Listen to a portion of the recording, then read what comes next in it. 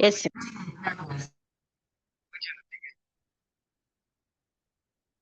ಎಲ್ಲರಿಗೂ ಶರಣು ಶರಣಾರ್ಥಿಗಳು.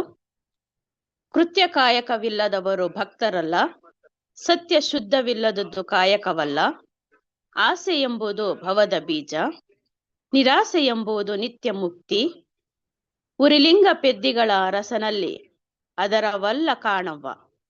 ಶರಣೆ ಪುಣ್ಯ ಸ್ತ್ರೀ ಕಾಳವ್ವೆಯವರ ವಚನಗಳನ್ನು ನೆನೆಯುತ್ತಾ ಇಂದಿನ ಶ್ರಾವಣ ಮಾಸದ ಶರಣಯಾನ ಅಂತಾರಾಷ್ಟ್ರೀಯ ಸರ್ಟಿಫಿಕೇಟ್ ಕೋರ್ಸ್ ಹಾಗೂ ಜಗದಗಲ ಮಂಟಪ ಜ್ಞಾನ ದಾಸೋಹ ಆನ್ಲೈನ್ ವಿಚಾರ ಮಂಥನದ 813ನೇ ಸಂಚಿಕೆಗೆ ಆಗಮಿಸಿರುವ ಎಲ್ಲ ಪೂಜ್ಯರಿಗೂ, ವಿದ್ವಾಂಸರಿಗೂ, ಅಧ್ಯಾಪಕರಿಗೂ, ಸಂಪನ್ಮೂಲ ವ್ಯಕ್ತಿಗಳಿಗೂ, ಅಧ್ಯಕ್ಷರಿಗೂ ಮತ್ತು ಆಸಕ್ತ ಶರಣ ಶರಣೆಯರಿಗೂ ಹೃದಯಪೂರ್ವಕ ಸ್ವಾಗತ. ಜ್ಞಾನ ದಾಸೋಹವನ್ನು ಜಂಟಿಯಾಗಿ ಆಯೋಜಿಸುತ್ತಿರುವ ಸಂಸ್ಥೆಗಳಾದ RBANMS ಪ್ರಥಮ ದರ್ಜೆ ಕಾಲೇಜು ಬೆಂಗಳೂರು, ಬಸವೇಶ್ವರ ವಾಣಿಜ್ಯ ಮತ್ತು ವಿಜ್ಞಾನ college Rajajinagar Bengaluru, Basava Balaga Muscat, Nagarjuna college of management studies Chikkaballapur, Siddhamangala Seva Kendra Bengaluru, Vachana Sahitya Mandara foundation Tumakuru, Pratham international school Bengaluru. ಈ 7 ಸಂಸ್ಥೆಗಳ ಆಡಳಿತ ಮಂಡಳಿಗೂ ಹಾಗೂ ಕಾರ್ಯಕ್ರಮದ ಸಂಯೋಜಕರಿಗೂ ಗೌರವಪೂರ್ವಕ ಸ್ವಾಗತವನ್ನ ಬಯಸುತ್ತಿದ್ದೇನೆ. ಹಾಗೆಯೇ ಸತತವಾಗಿ 9ನೇ ವರ್ಷದಿಂದ ಕಾರ್ಯಕ್ರಮದ ಅಧ್ಯಕ್ಷತೆಯನ್ನು ವಹಿಸಿಕೊಂಡಿರುವ ಡಾಕ್ಟರ್ ಶೀಲಾದೇವಿ ಎಸ್ ಮಳಿಮಠ ಮೇಡಂ ಅವರಿಗೂ ಹಾಗೂ ಈ ಕಾರ್ಯಕ್ರಮದ ಯಶಸ್ವಿಗಾಗಿ ನಿರಂತರವಾಗಿ ಬೆಂಬಲವನ್ನು ನೀಡುತ್ತಾ ಬಂದಿರುವಂತಹ ಡಾಕ್ಟರ್ ವಿಜಯಕುಮಾರ್ ಕಮ್ಮಾರ್ ಸರ್ ಅವರಿಗೂ ಆದರದ ಸ್ವಾಗತವನ್ನ ಕೋರುತ್ತೇನೆ. ಅಂತೆಯೇ ಪ್ರತಿದಿನ ತಪ್ಪದೆ ಶರಣಯಾನದಲ್ಲಿ ಭಾಗವಹಿಸಿ ಜ್ಞಾನ ದಾಸೋಹವನ್ನು ಅರ್ಥಪೂರ್ಣಗೊಳಿಸುತ್ತಿರುವ ಎಲ್ಲಾ ಸಂಪನ್ಮೂಲ ವ್ಯಕ್ತಿಗಳು, ಹಿರಿಯರು, ಶಿಕ್ಷಕ ವೃಂದದವರು, ವಿದ್ಯಾರ್ಥಿಗಳು ಹಾಗೂ ಶರಣ ಬಂಧುಗಳಿಗೂ ಆದರದ ಸ್ವಾಗತವನ್ನ ಬಯಸುತ್ತಿದ್ದೇನೆ. ಇಂದಿನ ವಿಶೇಷ ಉಪನ್ಯಾಸದ ವಿಷಯ ವಚನ ಸಾಹಿತ್ಯದಲ್ಲಿ ಅವಧೂತ ಪ್ರಜ್ಞೆ. ಲೌಕಿಕ ಬಂಧನಗಳನ್ನ ಮೀರಿ ನಿಂತು ಸತ್ಯದ ಅರಿವಿನಲ್ಲಿ ತನ್ಮಯವಾಗುವ ಅವಧೂತ ಪ್ರಜ್ಞೆಯ ಆಳವನ್ನು ವಚನ ಸಾಹಿತ್ಯದಲ್ಲಿ ಹೇಗೆ ಕಾಣಬಹುದು ಎಂಬುದನ್ನು ವಿವರಿಸಲು ಇಂದು ನಮ್ಮೊಂದಿಗೆ ಖ್ಯಾತ ಚಿಂತಕರು, ವಿದ್ವಾಂಸರು ಉಪಸ್ಥಿತರಿದ್ದಾರೆ. ಈ ಗಹನವಾದ ಹಾಗೂ ಅತ್ಯಂತ ಆಸಕ್ತಿದಾಯಕ ವಿಷಯದ ಕುರಿತು ಮಾತನಾಡಲು ಆಗಮಿಸಿರುವ ಇಂದಿನ ನಮ್ಮ ಸಂಪನ್ಮೂಲ ವ್ಯಕ್ತಿಗಳು ದಾವಣಗೆರೆ ವಿಶ್ವವಿದ್ಯಾಲಯದ ಕನ್ನಡ ಪ್ರಾಧ್ಯಾಪಕರಾದ ಡಾಕ್ಟರ್ ಭೀಮಶಂಕರ್ ಜೋಶಿ ಸರ್ ಅವರು ಈ ಕಾರ್ಯಕ್ರಮಕ್ಕೆ ಆಗಮಿಸಿದ್ದಾರೆ. ಸರ್ ಅವರಿಗೆ ಅತ್ಯಂತ ಆದರದಿಂದ ನಾನು ಸ್ವಾಗತಿಸುತ್ತಿದ್ದೇನೆ. ಸರ್ ವಚನ ಸಾಹಿತ್ಯದ ಒಳಾರ್ಥಗಳನ್ನು ಮತ್ತು ಅದರಲ್ಲೂ ವಿಶೇಷವಾಗಿ ಅವಧೂತ ಪ್ರಜ್ಞೆಯ ಆಯಾಮಗಳನ್ನು ಕುರಿತು ತಮ್ಮ ವಿದ್ವತ್ಪೂರ್ಣ ಮಾತುಗಳಲ್ಲಿ ನಮಗೆಲ್ಲರಿಗೂ ತಿಳಿಸಿಕೊಡಬೇಕಾಗಿ ತಮ್ಮನ್ನು ವಿನಂತಿಸಿಕೊಳ್ಳುತ್ತೇನೆ. ಸರ್, ತಮಗೆ ಆದರದ ಸ್ವಾಗತ, ವೇದಿಕೆಗೆ ಆಹ್ವಾನಿಸುತ್ತಿದ್ದೇನೆ. ಸರ್, ನಮಸ್ಕಾರ ಮೇಡಮ್, ಧನ್ಯವಾದಗಳು. ನಮಸ್ತೆ ಸರ್. ಈ ಒಂದು ಕಾರ್ಯಕ್ರಮದಲ್ಲಿ ಉಪಸ್ಥಿತರಿರತಕ್ಕಂತಹ ಎಲ್ಲ ಶರಣೆಯರಿಗೆ ನನ್ನ ನಮಸ್ಕಾರಗಳನ್ನ ತಿಳಿಸ್ತಾ,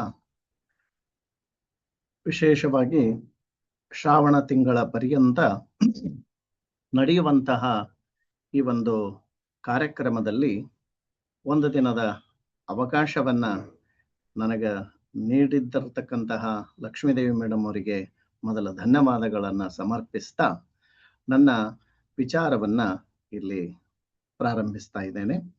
ನನಗೆ ಕೊಟ್ಟಿರ್ತಕ್ಕಂತಹ ವಿಷಯ, ನಾನು ತೆಗೆದುಕೊಂಡಿರ್ತಕ್ಕಂತಹ ವಿಷಯ ವಚನ ಸಾಹಿತ್ಯದಲ್ಲಿ ಅವಧೂತ ಪ್ರಜ್ಞೆ ಎಂಬ ವಿಷಯದ ಕುರಿತಾಗಿ ಇವತ್ತ ನಾನು ನಿಮ್ಮೊಂದಿಗೆ ಕೆಲವು ವಿಚಾರಗಳನ್ನ ಹಂಚಿಕೊಳ್ತೇನೆ. ಮಹನೀಯರೇ, ಧಾರ್ಮಿಕವಾಗಿ ಪ್ರಪಂಚದಲ್ಲಿನೇ ಭಾರತ ತನ್ನದೇ ಆಗಿರತಕ್ಕಂತಹ ಒಂದು ವೈಶಿಷ್ಟ್ಯವನ್ನ ಹೊಂದಿರುವಂತಹದ್ದು ಎಲ್ಲರಿಗೂ ತಿಳಿದಿರುವಂತಹದ್ದು. ನಮ್ಮ ಭಾರತೀಯರ ಕಲ್ಪನೆ ಯಾವ ರೀತಿಯಾಗಿದೆ ಅಂತಂದ್ರೆ, ತೇನ ವಿನಾ ತೃಣಮಪಿ ನ ಚಲತಿ ಎಂಬಂತೆ. ಅಂದ್ರೆ ಅದರ ಅರ್ಥ, ನಿನ್ನ ಕೃಪೆ ಇಲ್ಲದಿದ್ದರೆ ಒಂದು ಹುಲ್ಲು ಕಡ್ಡಿಯೂ ಕೂಡ ಮಿಸುಕದು. ಈ ಭಾವ ನಮ್ಮದಾಗಿರತಕ್ಕಂಥದ್ದು. ಮೇಡಮ್ ಅವ್ರಿಗೆ ಕೇಳಿಸ್ತಾ ಇದ್ದೇನೆ ಧ್ವನಿ ಸರಿಯಾಗಿ? ಧ್ವನಿ ಕೇಳಿಸ್ತಾ ಇದ್ದೇನಾ? ಕೇಳಿಸ್ತಾ ಇದೆ ಸರ್. ಸರ್ ಮಾತನಾಡಿ. ತೇನ ವಿನಾ ತೃಣಮಪಿ ನ ಚಲತಿ ಅಂತಂದ್ರೆ, ಒಂದು ನಿನ್ನ ಕೃಪೆ ಇಲ್ಲದಿದ್ದರೆ ಒಂದು ಹುಲ್ಲು ಕಡ್ಡಿಯು ಕೂಡ ಮಿಸುಕದು ಅನ್ನುವಂತಹ ಒಂದು ಪ್ರಜ್ಞೆ ನಮ್ಮದು ಭಾರತೀಯರದು. ಯಾಕಂದ್ರೆ ಆ ಭಗವಂತನ ಒಲುಮೆ ಹೊಂದಿದ್ದರೆ ಏನಾದರೂ ಸಾಧಿಸಬಹುದು ಅನ್ನುವಂತ ಕಲ್ಪನೆ ನಾವು ಇನ್ನುವರೆಗೂ ಕೂಡ ಅದನ್ನ ಇಟ್ಕೊಂಡು ಬಂದಿರತಕ್ಕಂತಹದ್ದು. ಒಬ್ಬ MD ಮಾಡಿರತಕ್ಕಂತಹ ವೈದ್ಯರೂ ಸಹಿತ, ಅಷ್ಟೊಂದು ಕಲ್ತು ಬಂದಿರತಕ್ಕಂಥವರು ಸಹಿತ ತಮ್ಮೆಲ್ಲ ಪ್ರಯತ್ನಗಳು ಮುಗಿದಾದ ಮೇಲೆ ಕೊನೆಗೆ ಒಂದು ಮಾತನ್ನ ಹೇಳ್ತಾರೆ, ಏನಂದ್ರೆ ನನ್ನ ಪ್ರಯತ್ನ ಎಲ್ಲ ಮುಗಿದದ, ಇನ್ನೇನಿದ್ರು ಮೇಲೆ ದೇವ್ರದು ಅನ್ನುವಂತ ಆ ಪರಿಕಲ್ಪನೆ ನಮ್ಮಿಂದ ಹೋಗ್ಲಿಕ್ಕೆ ಸಾಧ್ಯನೇ ಇಲ್ಲ. ಆ ಭಾವ ನಮಗ ರಕ್ತಗತವಾಗಿ ಬಂದಿರತಕ್ಕಂತಹದ್ದು. ಅದಕ್ಕೆ ಒಂದು ಕಡೆ ಮೂಕಂಕರೋತಿ ವಾಚಾಲಂ ಪಂಗುಂ ಲಂಘಯತೆ ಗಿರಿಂ ಯತ್ಕೃಪಾ ತಮಹಂ ಒಂದೇ ಪರಮಾನಂದ ಮಾಧವಂ. ಅಂದ್ರೆ ಒಬ್ಬ ಮೂಕ ಮಾತನಾಡಬಲ್ಲ, ಒಬ್ಬ ಹೆಳವ, ಒಬ್ಬ ಕುಂಟ ಪರ್ವತವನ್ನ ದಾಟಬಲ್ಲ, ಲಂಘಿಸಬಲ್ಲ. ಯಾವಾಗ ಅಂತಂದ್ರೆ ಯತ್ಕೃಪಾ ತಮಹಂ ಒಂದೇ ಪರಮಾನಂದ ಮಾಧವಂ. ಆ ದೇವರ ಕೃಪೆ ಹೊಂದಿದ್ದರೆ ಅಘಟಿತ ಘಟನೆಗಳು ಸಹಿತ ಆಗಬಹುದು. ಇದನ್ನ ನಮ್ಮ ವಚನಕಾರರು ಹೇಳ್ತಾರೆ, ಏನಂದ್ರೆ ನೀನೊಲಿದರೆ ಕೊರಡು ಕೊನರುವುದಯ್ಯ, ನೀನೊಲಿದರೆ ಬರಡು ಹೈನಾಗುವುದಯ್ಯ. ಅಂದ್ರೆ ಆ ದೇವರ ಕೃಪೆ ಇದ್ರೆ ಏನಾದ್ರೂ ಆಗುತ್ತದನ್ನುವಂತಹ ನಂಬಿಕೆ ನಮ್ಮಲ್ಲಿ ಅದ. ಇಂತಹ ಧರ್ಮ ಪ್ರಧಾನವಾಗಿರತಕ್ಕಂತಹ ಈ ಧರೆ ಒಮ್ಮೊಮ್ಮೆ ಏನಾಗ್ಯದ ಅಂದ್ರೆ, ಧರ್ಮದಿಂದ ವಿಮುಖವಾಗಿ ಧರ್ಮಾಧರ್ಮಗಳ ಸಂಘರ್ಷದಿಂದ ಸಮಾಜ ಕಲುಷಿತಗೊಂಡು ಜನಜೀವನದಲ್ಲಿ ಏನಾಗಿಬಿಟ್ಟದ, ಅಶಾಂತಿ, ಅತೃಪ್ತಿ, ಕಲಹ ಮುಂತಾಗಿರ್ತಕ್ಕಂತಹ ಸಾಮಾಜಿಕ ಅನಿಷ್ಟಗಳು ಕಾಲಿಟ್ಟು ಸಮಾಜವನ್ನ ಕಂಗೆಡಿಸಿರತಕ್ಕಂತಹದ್ದನ್ನ ನಾವು ನೋಡ್ತೀವಿ ಅನ್ನುವಂಥ. ಹಂಗಾಗಿ ಅಂದ್ರೆ ಧರ್ಮ ಪ್ರಧಾನವಾಗಿ ಅದ, ಧಾರ್ಮಿಕ ರೀತಿಯಲ್ಲೇ ನಡೀತಾ ಇದ್ದೀವಿ. ಒಮ್ಮೆಮ್ಮೆ ಏನಾಗಿಬಿಟ್ಟದಂದ್ರೆ, ಈ ಧರ್ಮಾಧರ್ಮಗಳ ಸಂಘರ್ಷದಲ್ಲಿ ಅಧರ್ಮವೇ ಮೇಲುಗೈಯಾದಾಗ, ಅಂತ ಧರ್ಮಕ್ಕೆ ಚ್ಯುತಿ ಉಂಟಾದಾಗ, ಅಂತಹ ಸಂದರ್ಭದಲ್ಲಿ ಅನೇಕ ಸಾಧು ಸಂತರು, ಯೋಗಿಗಳು, ಶಿವಶರಣರು, ಜೀವನ್ಮುಕ್ತರು, ಪರಮಹಂಸರು ಮುಂತಾದ ಅವತಾರಿ ಪುರುಷಗಳು ನಮ್ಮಲ್ಲಿ ಬಂದು ಹೋಗಿರತಕ್ಕಂತಹದ್ದನ್ನ ನಾವು ಇತಿಹಾಸ ಪುಟಗಳಲ್ಲಿ ಸಾಕಷ್ಟು ನೋಡ್ತೀವಿ. ಇವರು ಬಂದು ಏನು ಮಾಡಿದ್ದಾರೆ ಅಂದ್ರೆ, ಧರ್ಮ ಮಾರ್ಗದಲ್ಲಿ ನಮ್ಮನ್ನ ನಡೆಯುವಂತೆ ಮಾಡಿರ್ತಕ್ಕಂಥ, ಸತ್ಪಥದಲ್ಲಿ ನಮ್ಮನ್ನ ಚಲಿಸುವಂತೆ ಮಾಡಿರ್ತಕ್ಕಂಥವರು. ಅದಕ್ಕೆ ಇವರೆಲ್ಲ ಈ ನೆಲದಲ್ಲಿ ಜನಿಸಿ ಮಾನವ ಕೋಟಿ ಸದ್ಧರ್ಮದಲ್ಲಿ, ಸತ್ಪಥದಲ್ಲಿ, ಸಚ್ಚಾರಿತ್ರದಿಂದ ನಡೆಯುವಂತೆ ಮಾರ್ಗದರ್ಶನ ನೀಡ್ಯಾರ. ಅಂತಹ ಹಲವಾರು ಪಂಥಗಳನ್ನ ನಾವು ನೋಡ್ತೀವಿ. ಆ ಪಂಥಗಳಲ್ಲಿ ಅವಧೂತ ಪಂಥ ಅನ್ನೋದು ಕೂಡ ಒಂದು. ಇದು ಬಹಳ ವಿಶಿಷ್ಟವಾಗಿರತಕ್ಕಂತಹ ಪಂಥ. ನಾವು ನಾಥ ಪಂಥ, ದಾಸ ಪಂಥ, ಈ ರೀತಿ ಹಲವಾರು ಪಂಥಗಳನ್ನ ನೋಡ್ತಾ ಬಂದೀವಿ. ಅದರಲ್ಲಿ ಈ ಅವಧೂತ ಅನ್ನುವಂತಹದ್ದು ಇವರು ಉಳಿದಿರ್ತಕ್ಕಂಥವರಂತೆ ಅಲ್ಲ, ತಮ್ಮದೇ ಆಗಿರತಕ್ಕಂತಹ ರೀತಿಯಲ್ಲಿ ಇರತಕ್ಕಂಥವರು ಅವಧೂತರು. ಈ ಅವಧೂತ ಅಂತಕ್ಕಂತಹದ್ದನ್ನ ಮೊದಲ ಇದರ ಬಗ್ಗೆ ಸಂಕ್ಷಿಪ್ತವಾಗಿ ತಿಳ್ಕೊಂಡು ಮುಂದೆ ಹೋಗೋಣ. ಅವಧೂತ ಅನ್ನುವಂತಹದ್ದು ಎರಡು ಪದಗಳಿಂದ ಕೂಡಿರ್ತಕ್ಕಂತಹದ್ದು. ಒಂದು ಅವ, ಇನ್ನೊಂದು ಧೂತ ಅನ್ನುವ ಎರಡು ಪದಗಳು.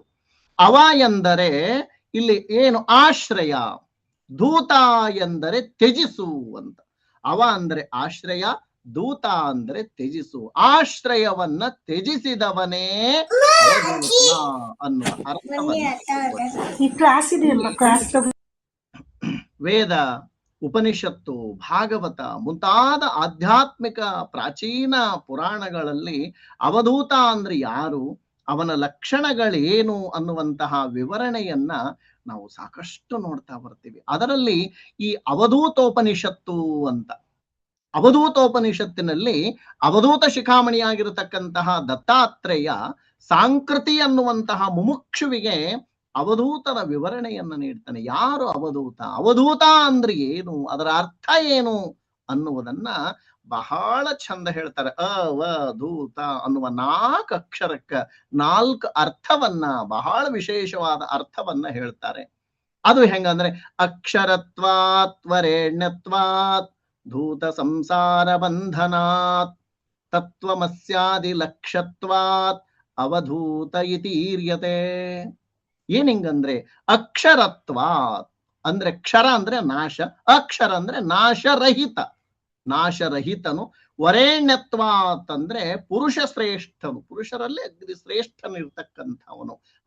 ಅವ ಅನ್ನುವಂತ ಧೂ ಅಂದ್ರೆ ಧೂತ ಸಂಸಾರ ಬಂಧನಾತ್ ಅಂದ್ರೆ ಸಂಸಾರ ಬಂಧನದಿಂದ ಮುಕ್ತನಾಗಿರತಕ್ಕಂಥವನು. ಆಮೇಲೆ ಮತ್ತೇನ್ ಹೇಳ್ತಾರೆ ಅಂದ್ರೆ ತತ್ವಮಸ್ಯಾದಿ ಲಕ್ಷ್ಯತ್ವ, ತತ್ವಮಸಿ ಇದು ಬಹಳ ಮುಖ್ಯವಾಗಿರುವಂತ ತತ್ವಮಸಿ. ಇದನ್ನ ಹೆಂಗ ಬಿಡಿಸಬೇಕು ಅಂದ್ರೆ ತತ್ ತ್ವಂ ಅಸಿ. ತತ್ ಅಂದ್ರೆ ಅದರಲ್ಲಿ, ಅದರಲ್ಲಿ ಅಂದ್ರೆ ಇಲ್ಲಿ ಆತ್ಮ, ಪರಮಾತ್ಮ ಆತ್ಮದಲ್ಲಿ. ತ್ವಂ ಅಂದ್ರೆ ನೀನು, ಅಸಿ ಅಂದ್ರೆ ಇದ್ದೀಯಾ, ಆತ್ಮದಲ್ಲಿ ಪರಮಾತ್ಮ ಇದ್ದಾನೆ. ಅಲ್ಲಿ ಜೀವಾತ್ಮ ಪರಮಾತ್ಮ ಐಕ್ಯ ಭಾವ, ಆ ಐಕ್ಯ ಭಾವವನ್ನ ನಾವೆಲ್ಲಿ ನೋಡ್ತೀವಿ. ಅದಕ್ಕೆ ನಾವು ಪೂಜಿಸ್ಬೇಕಾದ್ರೆ ಸೋಹಂಭಾವದಿಂದ ಅನ್ನುವ ಭಾವ ನಮ್ಮಲ್ಲಿ ಏನದಲ್ಲ, ಆ ಭಾವ ಇಲ್ಲಿರುತ್ತದೆ. ತತ್ ತ್ವಂ ಅಸಿ ಅನ್ನುವಂತಹದ್ರಲ್ಲೇ ಲಕ್ಷ್ಯ ಇರುತ್ತದೆ. ಅಹಂ ಬ್ರಹ್ಮಾಸ್ಮಿ ಅನ್ನುವಂತಹ ರೀತಿಯಲ್ಲೇ ಇಲ್ಲಿ ಇರತಕ್ಕಂಥ. ಒಟ್ಟಿನಲ್ಲಿ ನಾಶರಹಿತನು, ಪುರುಷ ಶ್ರೇಷ್ಠನು, ಸಂಸಾರ ಬಂಧನಗಳನ್ನ ಕಳಚಿಕೊಂಡಿರುವವನು ಆಗಿರತಕ್ಕಂಥವನು, ಜೀವ ಬ್ರಹ್ಮೈಕ್ಯ ಜ್ಞಾನವನ್ನ ಹೊಂದಿರುವವನೇ ಅವಧೂತ ಅಂತ ಹೇಳ್ತಾರೆ. ಇದು ಅವಧೂತರ ಲಕ್ಷಣ. ಸಂಸಾರದಿಂದ ದೂರ ಇರ್ತಾನ, ತತ್ವಮಸ್ಯಾದಿ ಕಡೆ ಲಕ್ಷ್ಯ ಇರುತ್ತದ. ಆಮೇಲೆ ಪುರುಷ ಶ್ರೇಷ್ಠ ಇರ್ತಾನ, ಸಾಮಾನ್ಯರಂತೆ ನಮ್ಮ ನಿಮ್ಮಂತೆ ಇರೋದೇ ಇಲ್ಲ. ಆದರೆ ಹಾಗಾದ್ರೆ ಇವ್ರಿಗೆ ಇವರ ಲಕ್ಷಣಗಳೇನು? ಈ ಅವಧೂತರು ಯೌಗಿಕ ಪಂಥದ ಅನುಭಾವಿಗಳು. ಇವರನ್ನ ಜೀವನ್ಮುಕ್ತ, ಪರಬ್ರಹ್ಮ, ಪರಮಹಂಸ, ಪರಮಾರೂಢ, ಅವಧೂತರು ಅಂತ ಹಲವಾರು ರೀತಿಯಿಂದ ಇವ್ರನ್ನ ಕರ್ಕೋತ ಬಂದ್ರು. ಆಮೇಲೆ ಇವರು ಬದುಕಿನ ಸಂಘರ್ಷದಿಂದ ದೂರವಾಗಿದ್ದ ಇವರು, ಬದುಕು ಜೀವನ ಅನ್ನೋದ್ರ ಇಲ್ಲ, ಇವರು ದೂರವಾಗಿರತಕ್ಕಂಥವರು. ಆಧ್ಯಾತ್ಮಿಕ ಶಕ್ತಿಯನ್ನ ಪಡ್ಕೊಂಡು ಆ ಆಧ್ಯಾತ್ಮಿಕ ಶಕ್ತಿಯ ಮೂಲಕ ಮುಂದೆ ಬಂದಿರತಕ್ಕಂಥವರು. ಆಮೇಲೆ ಇವರಿಗೆ ಯಾವ ಅಧಿಕಾರನೂ ಬೇಕಾಗಿಲ್ಲ, ಐಶ್ವರ್ಯ ಬೇಡ, ವೈಭವ ಬೇಡ, ಸಂಸಾರ ಮೋಹ ಇವು ಯಾವ ಬೇಡ. ವೈರಾಗ್ಯವನ್ನ ತಾಳಿ ಲೌಕಿಕ ಬಂಧನದಿಂದ ಸಂಪೂರ್ಣವಾಗಿ ಬಿಡುಗಡೆ ಹೊಂದಿರತಕ್ಕಂಥವರೇ ಅವಧೂತರು. ಆಮೇಲೆ ಏಕಾಂಗಿಯಾಗಿ ಊರೂರು ಅಲೆದಾಡುವುದು ಇವರ ವಿಶೇಷ ಗುಣವಾಗಿರತಕ್ಕಂಥದ್ದು. ಬೆಟ್ಟ ಗುಡ್ಡಗಳಲ್ಲಿ ಯೋಗ ಸಾಧನೆಯನ್ನ ಮಾಡಿ ಅವ್ಯಕ್ತ ಶಕ್ತಿಯನ್ನ ಪಡೆದಿರ್ತಾರ. ವಿಶಿಷ್ಟವಾಗಿರತಕ್ಕಂತಹ ಶಕ್ತಿಯನ್ನ ಇವರು ಪಡೆದಿರತಕ್ಕಂಥವರು ಅವಧೂತರನ್ನ ನಾವು ನೋಡ್ತೀವಿ. ಆಮೇಲೆ ಇಲ್ಲಿ ಅವಧೂತ ಅಂತಂದ್ರ ನಾನು ಆಗಲೇ ಹೇಳಿದೆ, ಸರ್ವಸಂಗ ಪರಿತ್ಯಾಗಿಯಾದ ಸನ್ಯಾಸಿ, ಎಲ್ಲವನ್ನ ಬಿಟ್ಟು ದೂರ ಇರತಕ್ಕಂಥ ಸನ್ಯಾಸಿ. ಆಮೇಲೆ ವರ್ಣಾಶ್ರಮಗಳನ್ನ, ಇವನಿಗೆ ಬ್ರಹ್ಮಚರ್ಯ, ಗೃಹಸ್ಥ, ವಾನಪ್ರಸ್ಥ, ಸನ್ಯಾಸ ಅನ್ನುವಂಥದ್ದು ಯಾವುದೂ ಇಲ್ಲ. ಆರಂಭದಿಂದಲೇ ಅವಧೂತ ಮಾರ್ಗ. ವರ್ಣಾಶ್ರಮಗಳನ್ನ ಮೀರಿ ಮುಮುಕ್ಷ ಮಾರ್ಗದಲ್ಲಿ ನಡೆದು ಆತ್ಮದಲ್ಲಿ ವಿವರಿಸುವವನು ಅನ್ನುವಂಥ ಅರ್ಥವನ್ನ ಇದಕ್ಕದ. ಆಮೇಲೆ ಈ ಅವಧೂತರ ನಾವು ಸಾಕಷ್ಟು ಜನರನ್ನ ನೋಡ್ಕೊಂಡು ಬಂದೀವಿ. ಅವಧೂತ ಈ ಚಕ್ರವರ್ತಿ ಆಗಿರತಕ್ಕಂಥ ಚಿದಾನಂದ ಅವಧೂತರಿಂದ ಹಿಡಿದು ಹಲವಾರು ಅವಧೂತರನ್ನ ನಾವು ನೋಡ್ತಾ ಬಂದೀವಿ. ಈ ಅವಧೂತರನ್ನ ಏನೇನು ಆಯಾ ಭಾಗದಲ್ಲಿ ಬಹಳ ಪ್ರೀತಿಯಿಂದ ಕರೆದಾರ. ಕೆಲವೊಂದಿ ತಾತ ಅಂತ ಕರೆದಾರ, ಅಜ್ಜ ಅಂತ ಕರಿತಿದ್ರು, ಸ್ವಾಮಿ ಅಂತ ಕರಿತಿದ್ರು, ಬುದ್ಧಿ ಅಂತ ಕರಿತಿದ್ರು, ಮುತ್ಯ ಅಂತ ಕರಿತಿದ್ರು, ಅಪ್ಪ ಅಂತ ಕರಿತಿದ್ರು. ಹಿಂಗ ಆಯಾ ಪ್ರಾಂತೀಯ ಪ್ರೀತಿಯ ನುಡಿಯಿಂದ ಇವರನ್ನ ಅವಧೂತರನ್ನ ಕರಿತಾ ಇದ್ರು. ಅದಕ್ಕೆ ಯಾವಾಗಲೂ ಅವ್ರ ಮುಂದೆ ಅಜ್ಜ, ಅಜ್ಜ, ಮುತ್ಯ ಅನ್ನುವ ಇಟ್ಟುಕೊಂಡೇ ಹೆಸರನ್ನ ಕರಿತಕ್ಕಂತಹದ್ದನ್ನು ನಾವು ನೋಡ್ತೇವೆ. ಅದರ ಜೊತೆಗೆ ದೈವಾನುಗ್ರಹ, ಗುರುಪದೇಶ ಪಡೆದು ತನ್ನನ್ನೇ ತಾನು ಮರೆತು ಲೋಕಕ್ಕೆ ಮರುಳನಂತೆ ಕಂಡಿರ್ತಕ್ಕಂತಹ ಈ ಅವಧೂತರು ಕೊನೆಗೆ ಯಾವುದೋ ಒಂದು ಊರಲ್ಲಿ ಸಮಾಧಿ ಹೊಂದಿ ಇವತ್ತಿನವರೆಗೂ ಕೂಡ ಅಂತಹ ಸಮಾಧಿಗಳನ್ನ ನಾವು ಪೂಜಿಸ್ತಕ್ಕಂತಹದ್ದನ್ನ ನಾವು ನೋಡ್ತೀವಿ. ಆ ಸಮಾಧಿ ಇನ್ನುವರೆಗೂ ಕೂಡ ಭಯ ಭಕ್ತಿಯಿಂದ ಜನರು ಆ ಸಮಾಧಿಗೆ ನಡ್ಕೊಳ್ತಾರಂತಂದ್ರೆ ಅವರು ಆ ರೀತಿಯಾಗಿರ್ತಕ್ಕಂಥ ಪ್ರಭಾವವನ್ನ ಜನರ ಮೇಲೆ ಬೀರಿ ಹೋಗಿರತಕ್ಕಂಥವ್ರು. ಆಮೇಲೆ ಇವರು ಜನರಿಗೆ ಹೆಂಗಿದ್ರು ಅಂತ ಕೇಳಿದ್ರೆ ಯಾರು ಹೆಂಗಿರ್ತಾರೋ ಹಂಗಿರ್ತಿದ್ರು ಇವರು. ನಮ್ಮಲ್ಲೆಲ್ಲ ಪ್ರಾಚೀನ ಕಾಲದಲ್ಲಿ ಈ ಇವುಗಳನ್ನ ಶಾಸನಾದಿಗಳನ್ನ ನೋಡಿದ್ರೆ ನಮ್ಗೆ ಹೇಳ್ತಾರೆ ಸಾಧುಗೆ ಸಾಧು ಮಾಧುರಿ ಹಿಂಗೆ ಮಾಧುರಿ ಅನ್ನೋದು ತಾವೆಲ್ಲ ಕೇಳಿರಿ. ಅಂದ್ರೆ ಎದುರುಗಡೆ ಹೆಂಗಿರ್ತಾನೋ ಅವರಂತ ಇವ್ರು ಇರ್ತಿದ್ರು. ಅದೇ ವಿಶೇಷ ಅವಧೂತರದು. ಪಂಡಿತರು ಬಂದ್ರೆ ಪಂಡಿತರಂಗಿರ್ತಿದ್ರು, ಮೂರ್ಖರು ಬಂದ್ರೆ ಮೂರ್ಖರಂತೆ ವರ್ತಿಸ್ತಿದ್ರು. ಈ ರೀತಿ ಯಾರು ಹೆಂಗಿರ್ದ್ರೋ ಹಂಗಿರುತ್ತಿದ್ರು. ಅದನ್ನೇ ಶಂಕರಾಚಾರ್ಯರು ಬರೆದಿರತಕ್ಕಂತಹ ಜೀವನ್ ಮುಕ್ತಾನಂದ ಲಹರಿ ಎನ್ನುವಂತಹ ಒಂದು ಗ್ರಂಥದಲ್ಲಿ ಅವಧೂತರು ಹೆಂಗಿರುತ್ತಿದ್ರು ಅನ್ನೋದು ಒಂದು ಲಕ್ಷಣವನ್ನು ಹೇಳ್ತಾರೆ. ಎಷ್ಟು ಚಂದ ಹೇಳ್ತಾರೆ ಅಂದ್ರೆ, ಮೌನೇ ಮೌನಿ ಗುಣಿನಿ ಗುಣವಾನ್ ಪಂಡಿತೆ ಪಂಡಿತಶ್ಚ ಮೂರ್ಖೇ ಮೂರ್ಖೋ ಯುವತಿಷು ಯುವ ವಾಗ್ಮಿಷು ಪ್ರೌಢವಾಗ್ಮಿ ಧನ್ಯ ಕೋಪಿ ತ್ರಿಭುವನ ಜಯಿ ಯೋವಧೂತೇವಧೂತಃ. ಎಷ್ಟು ಚಂದ ಹೇಳ್ಯಾರ ನೋಡ್ರಿ. ಮೌನೇ ಮೌನಿ, ಯಾರಾದ್ರೂ ಮೌನವಾಗಿದ್ರಂದ್ರೆ ಅವ್ರ ಮುಂದೆ ಮೌನ ಆಗಿ ಕೂತ್ ಬಿಡ್ತಿದ್ರು. ಅವ್ರ ಹೆಂಗೋ ಹಂಗ. ಗುಣಿನಿ ಗುಣವಾನ್, ಒಬ್ಬ ಗುಣವಂತ ಬಂದ್ರೆ ಇವರು ಗುಣವಂತರಂತೆ ಇರ್ತಿದ್ರು. ಪಂಡಿತೆ ಪಂಡಿತಶ್ಚ, ಯಾರಾದ್ರೂ ಪಂಡಿತರು ಬಂದ್ರೆ ಪಂಡಿತರಿಗೆ ಶ್ರೇಷ್ಠ ಪಂಡಿತರು ಇವರು ಆಗಿಬಿಟ್ಟಿರ್ತಿದ್ರು. ಅವರಂತೆ ವರ್ತಿಸುದು. ಪಂಡಿತರು ಬಂದ್ರೆ ಪಂಡಿತರಂತೆ ಅವರ ಜೊತೆ ಚರ್ಚೆ ವಾದವನ್ನ ಮಾಡ್ತಾ ಇದ್ರು. ಮೂರ್ಖೇ ಮೂರ್ಖೋ, ಯಾವನಾದ್ರೂ ಒಬ್ಬ ಮೂರ್ಖ ಬಂದು ಏನಾದ್ರೂ ಪ್ರಶ್ನೆ ಕೇಳಿದ್ರೆ ಇವರು ಮೂರ್ಖನಂತೆ ಉತ್ತರ ಕೊಡ್ತಿದ್ರು. ಮೂರ್ಖೇ ಮೂರ್ಖೋ ಯುವತಿಷು ಯುವ, ಯಾರಾದ್ರೂ ಯುವಕರು ಬಂದು ತಮ್ಮದೇ ಆದಂತ ಯುವಕರ ಶೈಲಿಯಲ್ಲಿ ಮಾತಾಡಿದ್ರೆ ಇವರು ಯುವಕರ ಶೈಲಿಯಲ್ಲಿ ಮಾತಾಡೋ. ಯುವತಿಷು ಯುವ ವಾಗ್ಮಿಷು ಪ್ರೌಢವಾಗ್ಮಿ, ಯಾರಾದ್ರೂ ಒಬ್ಬ ಒಳ್ಳೆ ಮಾತುಗಾರ ಅವ್ರ ಮುಂದೆ ಹೋದ್ರೆ ನೀ ಏನು ಮಾತಾಡ್ತೀನಿ, ನಿಮ್ಮ ಅಪ್ಪನಂಗೆ ಮಾತಾಡ್ತೀನಿ ಅಂತಿದ್ರು. ಅಷ್ಟು ಚಂದ ಮಾತಾಡೋರು. ಅದಕ್ಕೆ ಧನ್ಯ ಕೋಪಿ ತ್ರಿಭುವನ ಜಯಿ, ಎಲ್ಲ ಲೋಕವನ್ನ ಗೆದ್ದವರು ಇವರು. ಯೋ ವಧೂತೇವಧೂತಃ, ಇವರೇ ನಿಜವಾದ ಅವಧೂತರು. ಯಾರು ಹೆಂಗೋ ಹಂಗ ಇರುವಂತವರೇ ಅವಧೂತರು ಅಂತ ಜೀವನ್ಮುಕ್ತಾನಂದ ಲಹರಿ ಗ್ರಂಥದಲ್ಲಿ ಈ ಮಾತನ್ನ ಅವಧೂತರ ಬಗ್ಗೆ ಹೇಳ್ತಾರೆ. ಆಮೇಲೆ ಇವರು ದಾರಿಯ ಪಕ್ಕದಲ್ಲಿ ಬಿದ್ದಿರತಕ್ಕಂತ ಚಿಂದಿ ಬಟ್ಟೆಯನ್ನು ಉಟ್ಕೊಳ್ಳೋರು, ಒಮ್ಮೆ ನಗ್ನವಾಗಿರೋರು, ಕೆಲವು ದಿನ ಬಟ್ಟೆ ಧರಿಸಿದ್ರೆ ಕೆಲವು ದಿನ ದಿಗಂಬರಾಗಿ ಓಡಾಡ್ತಾ ಇದ್ರು, ಕೆಲವು ದಿನ ಗುಡಿ ಮಠಗಳ ಮಂದಿರಗಳಲ್ಲಿದ್ರೆ ಕೆಲವು ದಿನ ಅವರಿವರ ಮನೆಯ ಕಟ್ಟೆಯ ಮುಂದೆ ಹೋಗಿ ಇದ್ದು ಬಿಡೋದು. ಆ ರೀತಿಯ ಈಗ ಬಹುಶಃ ತಮ್ಗ ಈ ಬಾಗಲಕೋಟೆ ಭಾಗದೊಳಗ ಒಬ್ಬ ಶ್ರೇಷ್ಠರಾಗಿರ್ತಕ್ಕಂಥ ಲಡ್ಡು ಮುತ್ಯ ಅಂತ ಇದ್ರು, ಕೇಳಿರ್ಬೇಕು ತಾವೆಲ್ಲ. ಆ ಲಡ್ಡು ಮುತ್ಯ ಅವರು ಯಾರ ಮನೆಗೆ ಬರ್ತಾರೋ ಅವತ್ತಿನ ದಿನ ಅವ್ರ ಮನೆಗೆ ಶುಭ. ಯಾರಾದ್ರೂ ಅಂಗಡಿಗೆ ಅವ್ರ ಅಕಸ್ಮಾತ್ ಬಂದ್ರೆ ಅವತ್ತಿನ ದಿನ ವ್ಯಾಪಾರ ಬಹಳ ಆಗುತ್ತೆ. ಇದು ಬಹಳ ಎಲ್ಲ ಹಿಂದಿಂದಲ್ಲ, ಇದು ಈ ಒಂದು 7-8 ವರ್ಷಗಳ ಹಿಂದಿನ ಮಾತಿದು. ಲಡ್ಡು ಮುತ್ಯ ಅಂತ ಅವರು ಅವಧೂತ ಪ್ರಜ್ಞೆಯಲ್ಲಿ ಇರ್ತಕ್ಕಂಥವ್ರು. ಅವರು ವೇಷಭೂಷಣನು ಅದೇ ರೀತಿಯಾಗಿರ್ತಕ್ಕಂತಹದ್ದು. ಅವತ್ತಿನ ದಿನ ಅಂಗಡಿಗೆ ಬಂದು ಅಂಗಡಿ ಕಟ್ಟಿ ಕೂತಾರಂದ್ರೆ ಎಷ್ಟು ಮರ್ಯಾದೆ ಅವರಿಗೆ. ಅಜ್ಜ ಲಡ್ಡು ಮುತ್ಯ ಬಂದಾನ, ಲಡ್ಡು ಮುತ್ಯ ಬಂದಾನ. ಇನ್ನುವರೆಗೂ ಕೂಡ ಅದೇ ರೀತಿಯಾಗಿರ್ತಕ್ಕಂಥ ಒಂದು 7-8 ವರ್ಷಗಳ ಹಿಂದೆ ಇದನ್ನು ನಾವು ಕಾಣ್ತೀವಿ ಅನ್ನುವಂಥ. ಹಂಗ ಈ ಅವಧೂತರು ಆ ರೀತಿ ಕೆಲವು ದಿನ ಊಟ ಮಾಡ್ತಿದ್ರು, ಕೆಲವು ದಿನ ಊಟ ಇಲ್ಲ ಅಂದ್ರೆ ಇಲ್ಲವೇ ಇಲ್ಲ ಎಷ್ಟೋ ದಿನಗಳ ಕಾಲ. ಒಮ್ಮೊಮ್ಮೆ ಸ್ನಾನ ಮಾಡ್ತಿದ್ರು, ಸ್ನಾನ ಇಲ್ಲದೇ ಹಂಗೆ ಮಲೀನವಾದ ಶರೀರ, ಏನು ಹೊಲಸಿದ್ದಾನ ಇವರ ಅನುಭವ ಹಂಗಾರಿ ಇರ್ತಕ್ಕಂಥ. ಆಮೇಲೆ ಒಮ್ಮೊಮ್ಮೆ ಇವರನ್ನ ನಿಂದಿಸಿದವರು, ಕಲ್ಲು ಹೊಡೆದವರು, ನಾನಾ ರೀತಿಯ ಕಷ್ಟಗಳಿಗೆ ಗುರಿಯಾಗ್ಯಾರ. ಅವ್ರೇನು ಅಂತಿದ್ದಿಲ್ಲ, ಆದ್ರೆ ಸಹಜವಾಗಿ ಹಂಗಾಗ್ತಾ ಇತ್ತು. ಕೆಲವು ಜನರು ಇವರು ಭಕ್ತಿಯಿಂದ ಪೂಜಿಸಿ ಸ್ಮರಣೆ ಮಾಡ್ತಾ ಅವರಿಂದ ಕಷ್ಟಗಳಿಗೆ ಪರಿಹಾರವನ್ನು ಕೂಡ ಕಂಡುಕೊಂಡಾರ. ಈ ರೀತಿಯಾಗಿರ್ತಕ್ಕಂಥ ಅವಧೂತರು. ಚಿದಾನಂದ ಅವಧೂತರು ಒಂದು ಕಡೆ ಹೇಳ್ತಾರೆ, ಅವಧೂತನಿಗೆ 6 ಅವಸ್ಥೆಗಳವ ಅಂತ ಹೇಳ್ತಾರೆ. 6 ಅವಸ್ಥೆಗಳು ಅವಧೂತನಿಗವ. 6 ಅವಸ್ಥೆಯು ಆತೆಗೆಯುತ ಸಾರಿಹೊದು ಕೇಳಯ್ಯ ಅರಿವೆಣೆ. ಬಾಲೋನ್ಮತ್ತನಂತೆ ಪಿಶಾಚಿ ಎಂಬಂತೆ 3 ಅಂಧನು ಮೂಕನಂತೆ ವಿಚಾರಿಸಲಿಕೆಯು ಬಧಿರನಂತೆಯು ವೀರ ನಿನಗ ಅವಸ್ಥೆ 6 ವಿಹರಿಸುವೆನೆಂದ ಅಂತ ಹೇಳುತ್ತಾರೆ. ಅಂದ್ರೆ 6 ಅವಸ್ಥೆಗಳವ. ಯಾವ್ಯಾವು? ಬಾಲ್ಯಾವಸ್ಥೆ, ಉನ್ಮತ್ತಾವಸ್ಥೆ, ಪಿಶಾಚಾವಸ್ಥೆ, ಅಂಧಕಾವಸ್ಥೆ, ಮೂಕಾವಸ್ಥೆ, ಬಧಿರಾವಸ್ಥೆ ಅಂತ. ಬಾಲ್ಯಾವಸ್ಥೆ ಅಂತಂದ್ರೆ ಒಂದು ಸಣ್ಣ ಮಕ್ಕಳಿದ್ದಂಗೆ ಇವರಿಗೆ. ಅವಧೂತರು ಹೆಂಗಿರ್ತದಂದ್ರೆ ಬಾಲ್ಯಾವಸ್ಥೆಯಲ್ಲಿ ಮಕ್ಕಳು ಹೆಂಗ ಯಾವ ಮಾನಾಭಿಮಾನವಿಲ್ಲದನೆ, ಉಪಕಾರ ಅಪಕಾರಗಳಿಲ್ಲದೆ, ಜ್ಞಾನ ಅಜ್ಞಾನದ ಅರಿವಿಲ್ಲದೆ, ಹಾನಿ ಕ್ಷೇಮಗಳನ್ನು ವಿಚಾರಿಲ್ಲದೇನೆ ಸಮಭಾವದಿಂದ ಮಕ್ಕಳು ಹೆಂಗಿರುತ್ತಾರೋ ಮಕ್ಕಳಂಗೆ ಇರ್ತಿದ್ರು ಅವರು. ಇನ್ನು ಉನ್ಮತ್ತಾವಸ್ಥೆ ಅಂತಂದಾಗ ಒಂಥರದ ವಿಚಿತ್ರ, ಹೋಗ್ಬೇಕಾದಾಗ ತೆಗ್ಗುದಿನ್ನೆ ನೋಡೋದಿಲ್ಲ, ದುಡುಗ್ನೆ ಹೊತ್ಕೊಂಡು ಬೀಳೋದು, ಮತ್ ಹಂಗ ಎದ್ದು ಕೈಕಾಲು ಕೆತ್ತಿ ರಕ್ತ ಸುರಿದ್ರು ಮುಂದೆ ಹಂಗ ನಡೆಯೋದು, ಇಂತಹ ಅವಸ್ಥೆ. ಒಮ್ಮೊಮ್ಮೆ ಪಿಶಾಚಾವಸ್ಥೆ, ದೃಷ್ಟಿ ಒಂದು ಕಡೆ ಇದ್ರ ಗಮನ ಬೇರೆ ಕಡೆ. ನಾವಿಷ್ಟು ಬಂದು ಕೇಳಲಿಕ್ಕತ್ತೀವಿ, ಏನ್ ನಮ್ ಕಡೆ ನೋಡನೇವಲ್ರಲ್ಲಿ ಇವ್ರು ಅಂತಿದ್ರು, ಆದ್ರೆ ಎಲ್ಲವನ್ನ ಗ್ರಹಿಸ್ತಾ ಇದ್ರು.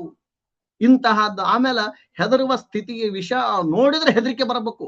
ಒಂಥರ ಅವರು ಅಕ್ರಾಳ ವಿಕ್ರಾಳ ಶರೀರ, ಕೂದಲು ಕೆರೆದ ಕೂದಲು, ಇವನ್ನ ನೋಡಿಬಿಟ್ರೆ ಒಂಥರ ಹೆದರಿಕೆ ಬರಬೇಕು. ಅಂತಹ ಅವಧೂತರನ್ನು ಕೂಡ ನಾವು ಕಾಣುತ್ತಿದ್ವಿ.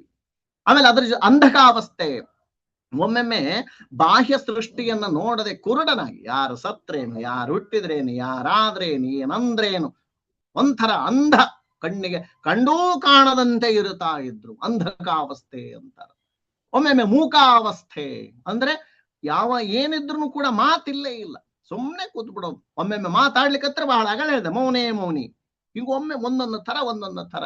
ಆಮೇಲೆ ಬಧಿರಾವಸ್ಥೆ ಅಂತಂದ್ರೆ ಕಿವುಡ, ಕೇಳಿಯೂ ಕೇಳಲಾರ್ದಂಗ, ನೋಡಿಯೂ ನೋಡ್ಲಾರ್ದಂಗ, ಈ ರೀತಿಯಾಗಿ ಅವರು ಇರ್ತಿದ್ರು. ಹಿಂಗ ಅವಧೂತ ಸ್ಥಿತಿ ಈ ಎಲ್ಲ ಅವಸ್ಥೆಗಳಲ್ಲಿ ಲೋಕಕ್ಕೆ ಮರಳನಂತೆ ತೋರ್ತದೆ. ಒಂಥರ ಕೆಲವು ಜನ ಹುಚ್ಚಿದ್ದಂಗಿದ್ದಾರಪ್ಪ ಇವರು ಅಂತ ಅನಿಸ್ತಿತ್ತು. ಆಮೇಲೆ ಆದರೆ ಜ್ಞಾನಾದೇವತು ಕೈವಲ್ಯಂ, ಜ್ಞಾನವೆಂಬ ಸಾಧನಾ ಮಾರ್ಗದಿಂದ ಮೋಕ್ಷವನ್ನು ಹೊಂದಬೇಕು. ಆಮೇಲೆ ತಾನು ಜ್ಞಾನಿ ಅಂತ ತೋರಿಸ್ಕೊಳ್ಳಿಕ್ಕೆ ಹೋಗ್ತಿದ್ದಿಲ್ಲ ಇವರು. ಸಂದರ್ಭ ಬಂದಾಗ ಅಷ್ಟೇ ಮಾತಾಡ್ತಕ್ಕಂಥವ್ರು. ಇಂತಹ ಈ ಅವಧೂತ ಪರಂಪರೆಯನ್ನ ನಾವು ಸಂಸ್ಕೃತ ಸಾಹಿತ್ಯದಲ್ಲಿ ಮೊದಲಿನಿಂದನೂ ಕಂಡುಕೊಂಡು ಬರ್ತೀವಿ. ದತ್ತಾತ್ರೇಯಾದಿಯಿಂದ ಅಲ್ಲಿಂದ ಹಿಡಿದು ಅವಧೂತ ಪರಂಪರೆಯನ್ನು ಕಾಣ್ತಾ ಬರ್ತೀವಿ. ಆದ್ರೆ ಕನ್ನಡದಲ್ಲಿ ಅವಧೂತ ಪರಂಪರೆಯನ್ನ ನಮಗೆ ಕಂಡು ಬರತಕ್ಕಂಥದ್ದು ಪಂಪನ ಕಾಲದಿಂದ. ಪಂಪ ಆ ಸಂದರ್ಭದಲ್ಲೇನೆ ಅವಧೂತ ಪರಂಪರೆಯನ್ನ ನಾವು ಪಂಪನ ಕಾಲದಲ್ಲಿ ನಾವು ನೋಡ್ತಕ್ಕಂತಹದ್ದನ್ನ ನಾವು ಇಲ್ಲಿ ನೋಡಿದ್ವಿ. ಅಂದ್ರೆ ಮುಂದ ತದನಂತರ 12ನೇ ಶತಮಾನದಲ್ಲೂ ಕೂಡ ಇಲ್ಲಿರ್ತಕ್ಕಂಥದ್ದು. 12ನೇ ಶತಮಾನ ಅಂತಂದ್ರು ಎಂತಹ ಶತಮಾನ ಅಂದ್ರೆ, ವಿಶ್ವ ಸಾಹಿತ್ಯಕ್ಕೆ ಕನ್ನಡ ಕೊಟ್ಟಿರುವ ಅತಿ ದೊಡ್ಡ ಕೊಡುಗೆ ಯಾವುದು ಅಂತ ಕೇಳಿದ್ರೆ ವಚನ ಸಾಹಿತ್ಯ ಅಂತ ಹೇಳ್ತಾರೆ. ಸುವರ್ಣ ಯುಗ ರೀ 12ನೇ ಸಾಹಿತ್ಯದಲ್ಲಿ. ರಾಜಕೀಯವಾಗಿ, ಸಾಮಾಜಿಕವಾಗಿ, ಧಾರ್ಮಿಕವಾಗಿ ಅಂತಹ ವಿಷಮ ಪರಿಸ್ಥಿತಿ ತಲೆದೋರಿತ್ತು ಆ ಸಂದರ್ಭದಲ್ಲಿ. ಆವಾಗ ಈ ಶರಣ ಸಾಹಿತ್ಯ ಸಮಾನತೆಯ ಹಾಡನ್ನ ಹಾಡಿತು. ಜನತೆಯಲ್ಲಿ ನೂತನ ದೃಷ್ಟಿಯನ್ನ ಮೂಡಿಸ್ತ್ರಿ. ಇದು ಹೊಸ ವಿಚಾರಗಳನ್ನು ಮೂಡಿಸ್ತು. ಆಮೇಲೆ ನವ ಸಮಾಜದ ರಚನೆಗೆ ಸ್ಫೂರ್ತಿಯನ್ನ ಕೊಡಿತು. ಹೊಸ ಸಮಾಜವನ್ನು ಸೃಷ್ಟಿಸಬೇಕು. ಅಷ್ಟೇ ಅಲ್ಲ, ಸಮಾಜ ಕೇಂದ್ರಿತವಾಗಿರತಕ್ಕಂತಹ ಶರಣರ ಅನುಭವದ ನುಡಿಗಳೇನವಲ್ಲ, ಸಮಾಜದ ಎಲ್ಲಾ ವರ್ಗದ ಜನತೆಯನ್ನ ತನ್ನೆಡೆಗೆ ಆಕರ್ಷಿಸಿತು. ಇದು ಯಾವ ಜಾತಿ ಇಲ್ಲ, ಜನಾಂಗ ಇಲ್ಲ, ಎಲ್ಲರೂ ಇಲ್ಲಿ ಪಾಲ್ಗೊಳ್ಳಬಹುದು ಅನ್ನುವಂತ ಜನರಿಗೆ ಅಪ್ಯಾಯಮಾನವಾಗಿ ತೋರಿತು ಈ ವಚನ ಸಾಹಿತ್ಯ. ಇವರ ಅನುಭವದ ನುಡಿ ಆಧ್ಯಾತ್ಮದ ಅನುಭವ ನೀಡತಕ್ಕಂತಹ ಸಾಹಿತ್ಯವಾಯಿತು. ಅದೇ ಅನುಭವ ಮಾರ್ಗ ಅಂತ ಆಯ್ತು. ಎಲ್ಲರೂ ಬರಿಬಹುದು, ಎಲ್ಲರೂ ಹೇಳಬಹುದು, ಎಲ್ಲರೂ ಪಾಲ್ಗೊಳ್ಳಬಹುದು. ಈ ಭಾವ ಬಂದಾಗ ಜನರಿಗೆ ಇದ್ರ ಬಗ್ಗೆ ಖುಷಿ ಅನಿಸಿಬಿಡಿತು. ಅದಕ್ಕ ಬಸವಣ್ಣವ್ರು ಹೇಳ್ತಕ್ಕಂಥ ಕೂಡಲ ಸಂಗಮ ದೇವ ನಿನಗೆ ಕೇಡಿಲ್ಲವಾಗಿ ಆನು ಒಲಿದಂತೆ ಹಾಡುವೆ ಎಂಬತಕ್ಕಂತಹ ಬಸವಣ್ಣನವರ ವಚನ ವಚನಕಾರರ ಅಭಿವ್ಯಕ್ತಿ ಸ್ವಾತಂತ್ರ್ಯವನ್ನ ಧ್ವನಿಸ್ತದೆ. ವಚನಕಾರರು ಎಷ್ಟು ಅಭಿವ್ಯಕ್ತಿ ಸ್ವಾತಂತ್ರ್ಯ ಇತ್ತು ಅನ್ನೋದನ್ನ ಹೇಳ್ತದೆ. ಒಲಿದಂತೆ ಪೂಜಿಸುವ, ಒಲಿದಂತೆ ಹಾಡುವ ಸ್ವಾತಂತ್ರ್ಯವಿದ್ದುದರಿಂದಲೇ ಅಪಾರವಾಗಿರತಕ್ಕಂತಹ ವಚನ ಸಾಹಿತ್ಯ ಅವತ್ತು ಬೆಳ್ಕೊಂಡು ಬಂತು. ಸಾಕಷ್ಟು ವಚನಗಳು ರಚನೆಯಾದವು. ಶರಣೆಯರ ಮಾರ್ಗ ಜಗತ್ತಿನ ಇತಿಹಾಸದಲ್ಲಿ ಇವತ್ತ ಪ್ರಸಿದ್ಧಿಯಾಗಿ ಬಿಟ್ಟಿದೆ. ಈ ಶರಣ ಮಾರ್ಗದಲ್ಲಿಯೇ, ಇಂತಹ ಶರಣ ಮಾರ್ಗದಲ್ಲಿ ಹಲವಾರು ವಚನಗಳನ್ನ ರಚಿಸ್ತಾ ಇರತಕ್ಕಂತಹ ಸಂದರ್ಭದಲ್ಲಿಯೇ ನಾವು ಕೆಲವು ವೈರಾಗ್ಯ ಮನೋಧರ್ಮದ ಆತ್ಮವಾದಿಗಳ ಗುಂಪು ಕೂಡ ಈ ಶರಣ ಮಾರ್ಗದಲ್ಲಿ ಇತ್ತು. ಅಲ್ಲಮ ಪ್ರಭುಗಳು, ಅಜಗಣ್ಣ, ಅದರ ಜೊತೆಗೆ ಸಿದ್ದರಾಮನಂತವರು ಈ ಮಾರ್ಗವನ್ನ ಅನುಸರಿಸಿದ್ರು. ಯೋಗಿಗಳು, ಆರೂಢರು, ನಾಥರು, ಅವಧೂತರು, ತತ್ವಪದಕಾರರು ಇದೇ ರೀತಿಯಾಗಿರತಕ್ಕಂತಹ ಈ ಅವಧೂತ ಮಾರ್ಗವನ್ನ ಮುಂದುವರಿಸಿಕೊಂಡು ಹೋದ್ರು.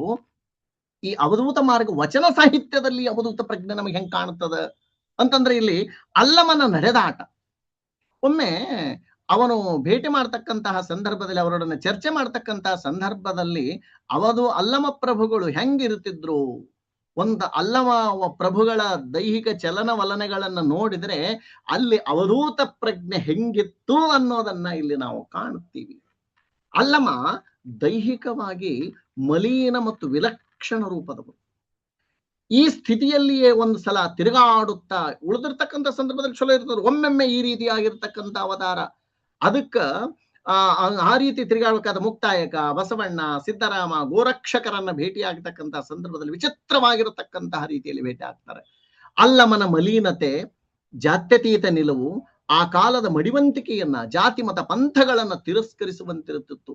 ಶಿವಗಣ ಪ್ರಸಾದಿ ಮಹಾದೇವಯ್ಯಗಳ ಶೂನ್ಯ ಸಂಪಾದನೆಯಲ್ಲಿ, ಈ ಶಿವಗಣ ಪ್ರಸಾದಿ ಮಹಾದೇವಯ್ಯನವರು ಶೂನ್ಯ ಸಂಪಾದನೆಯಲ್ಲಿ ಒಂದ್ಸಲ ಅಲ್ಲಮ ಕಲ್ಯಾಣವನ್ನ ಪ್ರವೇಶಿಸ್ತಾನೆ. ಕಲ್ಯಾಣಕ್ಕೆ ಬರ್ತಾನೆ ಅಲ್ಲಮ್ಮ.